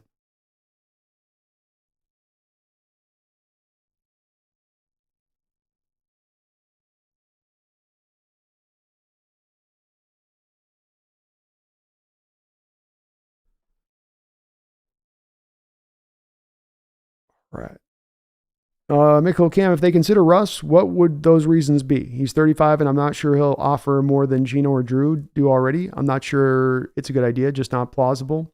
I do think it's a narrow pathway to come through Mikkel Cam. I think it would be built upon this. The Seahawks trying to move into the offense that they want to run, which is the offense we've leaned into a lot of this year, being A and B gap runs, and a lot of trying to take deep shots at times during football games. I mean, he allows Coach Carroll to lean into the direction of offensive stylings that Coach Carroll wants to lean into. You have $17 million of dead money off of Geno Smith. If Russell was to take some humble pie, and maybe there's not a big market out there for him to get, and wants to take a 1-year deal and start to clean up a little bit of his reputation, Mikkel Cam, then he comes back on a $5 million deal. Bam, you're at $23 million versus $31 million. You save $7 to $8 million then by moving off of Geno Smith. You go draft a quarterback. You take that $8 million savings. You go get yourself another defensive lineman at that point. You build up the team then around him in that manner. And that would be the pathway they would go. I do a big 30 minute opening on this Mikkel Cam of exactly how this process would play out at the head of this show. So I would definitely guide you to that at the top of it. But that would be the general, in broad strokes fashion, the way that Russ could come back, or the way that it could make sense for the team to then have him come back.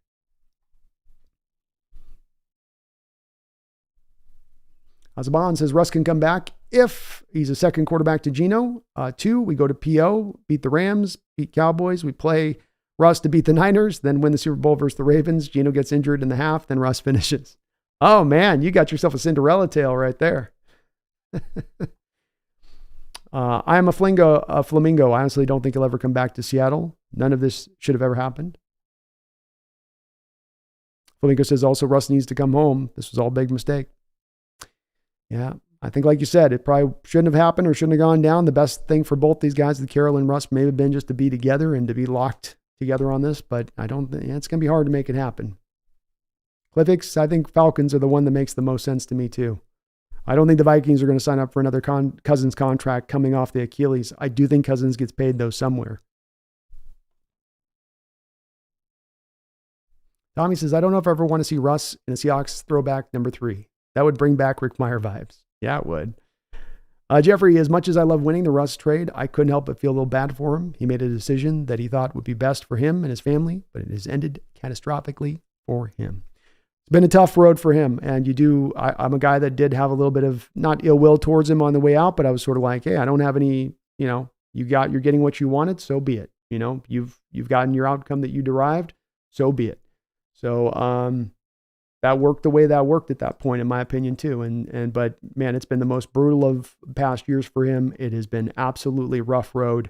You feel bad in that respect because, he's just gotten battered. And look, he's say what you will with what's on the field, whether you love him or hate him on the field. He's a good man off the field, and he's done a lot of great work off the field. And he's had his hard a fall from grace as an athlete as anyone I've seen in any sport. And you do feel some sympathy for him on that. You do indeed. Jeffrey Todd, as much as I love winning the Russ trade, I can't. Oh, sorry, I just read that. Yui says with Russ's landing spots, Falcons, Raiders. I had the Raiders too as the number 2 as well, Yui. And I had Commanders and there's 3. Yeah, we're like mine on that. I think the Giants are too married at this point still to Daniel Jones on that new contract. We'll see though. Jerry says Russ would ruin the chemistry in the clubhouse. They do not care if we got his services for 5 cents. Not worth the disruption. Makes sense. I get it. Tommy says the Cinderella story only if Geno throws to Russ on the 1-yard line to win the game and actually doesn't throw an INT. Todd L., did you see the last Pete Carroll interview with Salk? Question Carroll, why don't you throw over the middle? And you could see Carroll super defensive as if many have asked home this earlier. I did, Todd. Yeah, I retweeted over, by the way, if you want to find the clip, you can just go to my Seahawks Nester at Twitter. I reposted the clip over there on Twitter, and I thought it was a very telling moment, Todd. Yeah. I love the question by Salk. He's asked some good questions this year at times in ways other Seahawks reporters haven't. And I think that Carroll didn't want to answer him because Carroll knew that the answer would not be one that the fans would say adds up to a hill of beans. You know, we don't like your turnover-worthy aversion to being the reason that you want to not ever throw to the middle of the field. That doesn't work in the NFL. You got to utilize all areas of the football field to win. You can't just go, we're going to win by only offensively attacking this in the passing game and this in the running game. This in the passing game, this in the running game. All of this? No. All of this? No. You can't do it. You got to do all parts, you know? And so that's why I didn't want to answer it really, in my opinion, with clarity there. But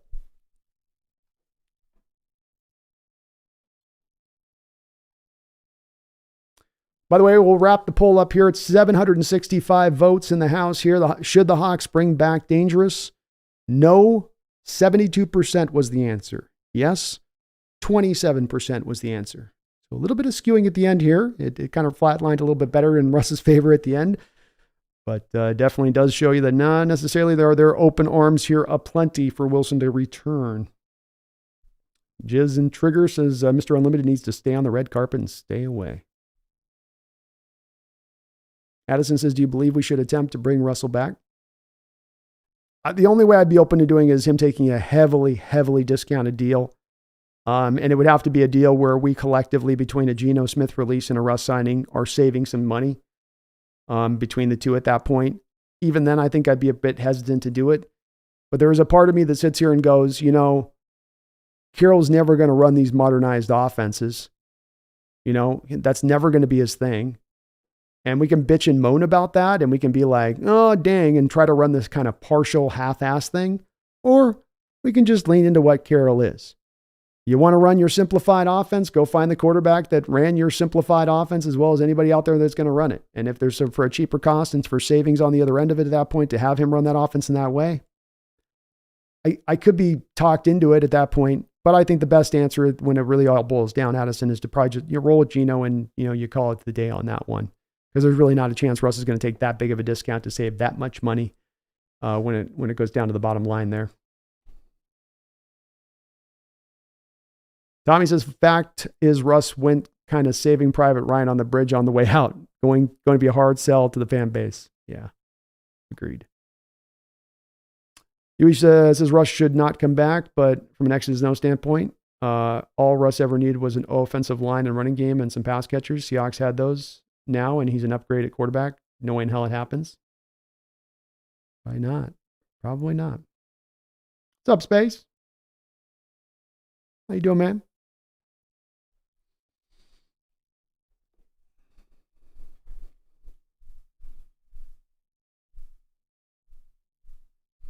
Addis says, to be fair, Russ did this to himself. He saw it again. He saw what was coming. True. Fumi, Russ not a bad person. I think he's a good player. If you give him a real good O-line and surround him with a bunch of good weapons, he just gone Hollywood and gone a little greedy. Yeah, agreed, Fumi. I think that there's a successful approach for Russell. I think it's on a certain path, and you got to fit to that path. Give him the offensive line. Don't try to make him a high-volume passer. and give him a running attack that can really work. And I still think that he can find some point of flourishing. But you've got to give him all of those aspects of things a bit. And so to get those aspects, I think then within that, Russ is not going to be able to command twice the amount of anybody else who's the next player on a salary to get to that point. And I could see him finding success. Atlanta, for instance, could be a team that really is a perfect landing spot for him and that he's able to really drive them forward. Moo, I'm for bringing Russ back if it goes down like Brandon's describing, but I don't see either side doing that, sadly. Yeah, that's that narrow path. The narrow path. It's open, you know? Sure, you got to shove the camel through the eye of the needle, but, you know, a chance, chance. Carlos says, Russ is never coming back, in my opinion. He is not the type of player that wants his money touched. He's shown that over and over again. Yeah, I can't see him taking a discount, even if he's already looking at low-end deals. I just don't think he'll do that. I wonder if maybe he would do it to come back to Seattle and reclaim that here and, kind of cover up some of the holes that have opened up a little bit reputationally over the last couple of years. But like you said, there's not necessarily been any proof of him doing that.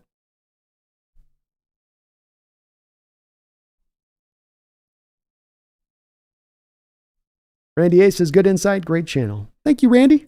Appreciate you for that. Jeffrey Tao says, do you think Russ will make it into our Ring of Honor? If so, how do you think the 12s will handle that ceremony? So I do think that he gets to the Ring of Honor. I don't think that he has his jersey retired, but he will get into the Ring of Honor. I think that at that time, he's going to get celebrated by the 12s and revered, and he'll have nothing but, I think, a chorus of celebration at that point. Time heals all wounds, and you get outside of this and things will be kind of looked at in a different fashion. But not the number retired, which is kind of more of the key. The Ring of Honor is a good one, but number retired is the kind of the key one for me, and I don't think that that's going to happen. Addis says, Russell really had a Marshawn Lynch call his assistants just to speak with him. Yeah, that was not a great look there. That's one of those moments of Russ getting, it's like, ugh. I'm a Flamingo. That's a disgrace what the Broncos are doing, though. Never seen anything like it. Like benching a pitcher at 99 innings when he gets a bonus at 100 innings. It's true. It's true. I'm a Flamingo. It's definitely a little bit cold-blooded on their part. You know what I mean? And you don't see it done often. I don't think our Seahawks would have necessarily done that, but it does speak to, I think, a little bit of the desperation of the situation there, and that they do not want to most desperately get signed up for more money with Russell Wilson and that potential eventuality that could have come if he did get injured in the last couple of games. And that's just where their stance is on it at this point. John Paul Bacon, after the Seahawks won Super Bowl 48, Russ got a big ego and wanted to cash out, and he got it, and look what happened. If Russ had only followed Tampa Bay's lead, maybe Tom Brady's lead, maybe he'd have some chances for more Super Bowls and wins. Maybe a lesson he learns this offseason, John. Interested to see what kind of contract he signs and which team he signs with, as an indicator of where his mindset might be with that, to your point. Daniel W., thank you for the $5 donation. Appreciate you. Says, bring Russ back. Then we can actually beat the Niners again. That should be the biggest talking point behind it. For a low salary, I would do it. Well, thank you for the $5 donation. And as I said, there is a pathway for me to even get this done, potentially, Daniel. The low salary's got to be the part of it. I'm not paying you. I'm not paying you anywhere close to what you got paid before. You're coming back here and you're going to take a low-end deal. And you might not be willing to do that to come here. And you might have a bigger deal out there that you can go out and get elsewhere. But if you come back to this particular landing spot, it's got to be on the cheaper deal. It's got to be under our under our terms. And that if you end up collectively saving money between the Geno deal and this deal, and that you can then go get a $7-8 million player in difference, if you can get Russ to do that, then hey, I'm not against going that route at that point, Daniel. And you're right. I think Russ did have did a great job of getting the Niner team and taking care of him over the years. Hell, beat him last year with Denver, to your point. And I think you've at the very least got to get a mobile quarterback to deal with these Niners. I think there's certainly something to that they do struggle against the mobile quarterbacks. And that is kind of one thing that we don't exactly have with our current quarterback situation. That may be one of the things that's holding us back and be able to take down this very tough and mighty defense on the other side of things. Thank you, though, Daniel. The $5 dono. Appreciate you. Appreciate you very much. And we just passed 3 hours here. So I want to do a little bit of a short show today, folks. So we are going to kind of put a little bit of a wrap up here pretty soon. So if you want to get a couple last questions in, we're going to wrap up. I'm back tomorrow on Thursday for a show, but I just wanted to do kind of a quick couple-hour one today. I think we've kind of probably pursued all the points on this way, upwards and downwards and back and front with the Russ situation on this. But please do, if you can, for me, folks, hit that like button. I also would like to thank tonight the sponsor of this show. That's going to be Underdog Fantasy. Underdog Fantasy sponsoring the Hawks Nest throughout the course of this year. Click the link below and you sign up for them. They will match you up to $100 of your first deposit, up to 100%, $100 on the Hawks Nest, on me, to you, and you support the channel when you use this code. There are limitations that do apply in the state of Washington. Sometimes you're in the state of Washington, you got to go to the casino to utilize the app for all of its services. But they've got some great ongoing contests. Your fantasy team is DOA right now. You're out of the playoffs. Well, you can still get into weekly fantasy contests the next couple of weeks, win a little bit of money, salvage your fantasy season. They're also still giving away $200,000 a week here through the rest of the season and on into the playoffs. So thank you to Underdog Fantasy for sponsoring the show. And do utilize that code NEST today to take advantage of that $100 deal. I'm a Flamingo. Just cut the S and come back. All will be forgiven. Says I'm a Flamingo. Really needs to get back to the Super Bowl one more time. Definitely capable of it. He's going to get another chance here. That's the nice part here, maybe about not staying on with Denver, but having the year that he's bounced back with this year, Flamingo, is that it is going to provide him now at least a way to go and have another team that will give him a chance to start somewhere and get that opportunity to still reclaim this career, reclaim his legacy.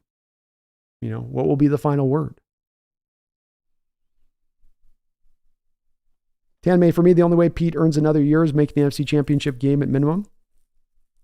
That's fair. I do think Tanmay, if he gets a playoff win or two, that's probably going to, buy him the time. But I think the way you look at it is a fair way to look at it too. Huey says, had the Seahawks followed the Patriots' path, Patriots led and made building around the franchise quarterback the priority instead of an afterthought, the whole decade of Seahawks football might have been different. It might have been. I will say with it too, though, Huey, and I know these are long talks you and I have had many times over on this for many years with it, but, the part that comes down to that you can't forget with this, that I've mentioned to you before with this, is that Tom Brady took his share of discounts through that time period for that team to be built in the way it was built, and Russ never took any discounts at any point in time.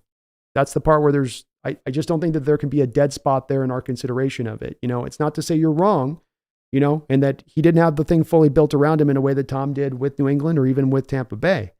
But in both of those two stops, Tom took less money. He extended out the money. He spread out the cash. He made it to a way where they could fit out the roster in easier ways. But it's not to say your point's not wrong. Like I said, it's just that's my one thing that I think has got to still also be taken into account here, where Russ can't just come in there and say, pay me as a top 3, top 5 quarterback and also build everything around me. That's, to me, kind of that's a tough road to hoe. That'd be a tough road to hoe for me as a front office member to say. I could say, well, hey, work with us on this and we'll work with you, but give me all the money and then work with me. I think it's a little bit tougher, I think. I am a Flamingo. Was there any reason he wanted to leave anyway? Was it ever explained? Yeah, he wanted to be a little bit more of a volume passer. He wanted the opportunity to have more chance to win MVPs. He thought he wasn't being maximized to his utmost here in Seattle. He didn't think they'd built a proper offensive line around him or the right scheme necessarily even for him to flourish. So he wanted to go to a place that could kind of take more advantage of that.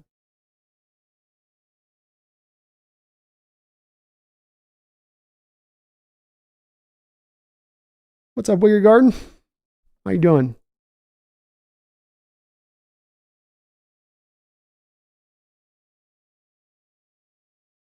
This is, I just want to say, Colin Coward's a clown.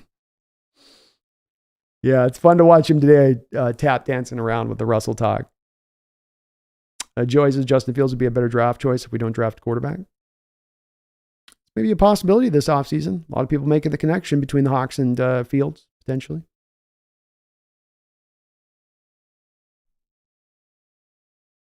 Skylar Thomas, Russ back in Seattle.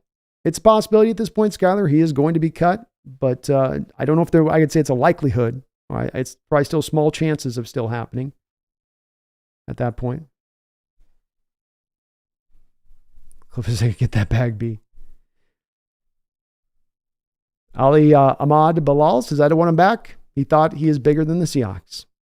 I think that's generally where folks are at. And I think that's probably just about a good way here for us to finish up. And that I think most part, people were at that spot of in their outlook. We had a poll today, 72% said they would not want him back, 27% did. I think most of the Hawk fans out there, it's not everybody. Again, 3/4 is not 4/4. But it seems like about 3/4 of the fans out there in general terms are kind of at the wit's end on that side of things.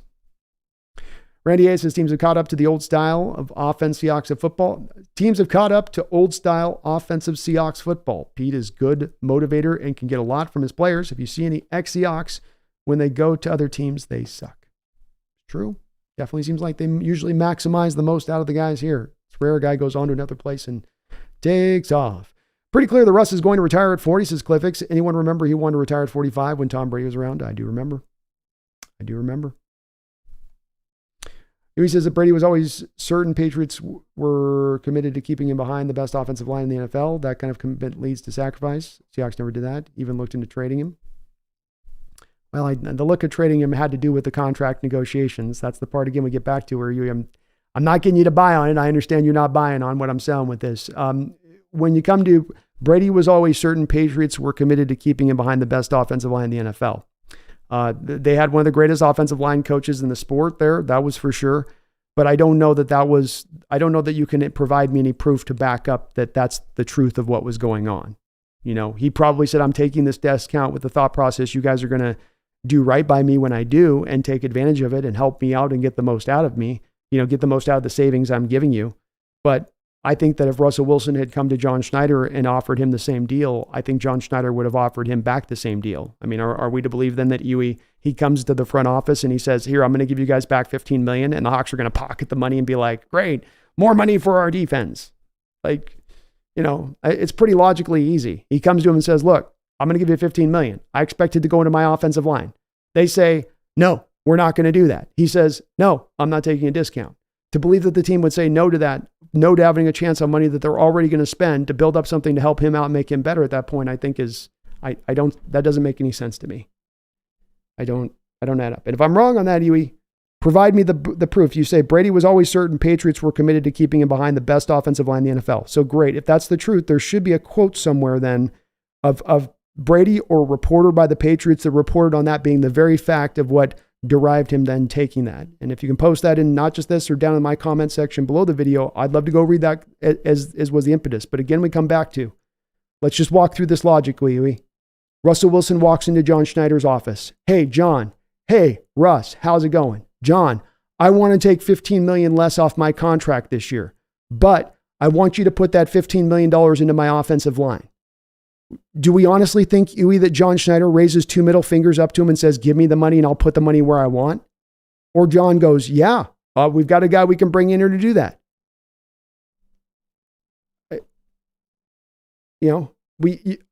I'm with you on a lot of stuff, Huey, with the stuff on not maximizing and everything else, but you can't play the dead spot thing to the money aspect. It can't be the spot that just gets totally washed over and ignored. It carries a heavy amount of weight when you have a man who's wanting to be paid like he's wanting to be paid. You talk about being traded. They weren't trying to trade him. They were trying to dislodge the negotiations, where Russell's camp started the negotiations out by saying, hey, I want 20% of the cap on a yearly sliding scale basis. That's where the negotiations started from. Did they think they were going to really get it? No, but that's where the negotiations started from. So John gets to a point of desperation where he's really not looking to trade Russell, but he's looking to try to send a message to try to get the negotiations out of a place of funny moneyville, which is where they had been. And you know what? It worked. That's the thing about it, Huey, is that you got the contract done. You come back and it's very, very quickly the deal gets done, and Russell gets his no trade clause to protect himself from potentially having a future trade of Cleveland or whatever else. But the deal gets done, and gets done at least at a rate that's good for both sides rather than being good for just one side. Because we can all agree, if you give a quarterback 20% of your cap on a yearly basis, that's only good for really one side of the party of the deal, right? That's not a mutually beneficial deal for both sides. That's a crappy deal for one side and a great deal for another side. So I'm with you on a lot of your points, but I know this has been a debate for us for years on this channel with this, but the thing with the money part can't be overlooked with Russ. Can't be oversold. And it's the part that's having him cut here with Denver, Huey. It's still the spot right here with the Denver where they come back to him and they say, hey, Can you take away these injuries guarantees? We're not exactly getting the play we thought. We'd like to take this. No, I'm not giving you a red letter sent away. It's to me, it's kind of like it's playing blind to something that's a part of this process, like everything else. It's not the whole part of the process, but it's a big part of the process. Brandon's scenarios are hilariously comedic. Thank you. I hope they are. I try to make them a little bit. He says Seahawks were desperate for a center, passed on the best center in the draft to take an injured, undersized wide receiver, seemingly to spite Wilson and his demand for O-line help. Might have been. It might have been. I mean, part of it too was with it too. And I wanted Creed Humphrey, so no doubt about it. I would have just overlooked this part of it. But you were bringing in an offensive coordinator who was looking for more mobile offensive linemen. Creed Humphrey wasn't really a mobile offensive lineman who fit to some of the zone concepts you were going to want to run. Now, did I want Creed Humphrey? Sure. Did I like Eskridge as a pick? No, I didn't. So I was not happy with that. I would have loved to have seen them invest in the O-line at that time, but that could have been as much, rather than being a middle finger at Russ, it could have been that the guy wasn't a fit to the new offensive scheme you were looking to mow, and you already had a lot of immobile offensive linemen on the roster as it stands. He was keeping me here on the debates. He is. We are going to wrap this up though here, guys. We've gone a couple hours and I do need to, we got a show tomorrow and I got some stuff I wanted to just chill out here tonight because it's been a hell of a couple weeks for me. Computer issues were killing me. I appreciate the discussion though. And I do with you too, Iwi. I know we've been having it for a couple of years and I always do appreciate it. I want to thank everybody today for all the donations here to the chat. And please do hit that like button if you could for me as we do kind of wrap this on up. But I thank you guys for watching today. I appreciate the discussion. It's interesting to hear the different perspectives and where people are kind of at. Russell does remain still a very divisive figure here in Seattle, both for the good and the bad, both for those people that do love him and support him and versus those that are completely out on the other way. I mean, it says no matter what, if you mention Russell Wilson's name here in Seattle, you're definitely going to get a passionate response, kind of, no matter what, so to speak. So it's been great to see that passion still out here in the chat and still great to see that it was able to be real respectful here, even in, I know there being sometimes some real, vehement disagreement, even within the chat and between me and the chat. I appreciate the discussion though. I always love discussion. And even if I happen to disagree with you or you disagree with me, I hope everyone understands that I absolutely respect where everybody's coming from. And my passions would never be meant to try to disparage somebody that I disagree with. We just happen to have maybe a bit of a disagreement where we stand. So, thank you guys for checking out the channel here today. I appreciate you guys watching. We'll be back tomorrow over here with the B&B show at 8 o'clock. We'll be doing a members only stream as well at 5 o'clock for the Thursday night game. But until that time, my fellow Hawk faithful, please don't you ever forget, as our Hawks are now trying to march their way into the playoffs here, if they can pull it off. I know we're going through the back door, but we're still getting inside. So let's see if we can get in. Let's see if we can make it happen. And then once you're in the dance, anything can happen. You might just walk out with the prettiest girl there is at the place. Who knows? My name is Brandon Kane. This is the Hawks Nest. Please hit the like button. Please subscribe as we're down to March here to 15,000 subscribers and we're getting ever so close. But beyond all that, don't you ever forget. Go Hawks.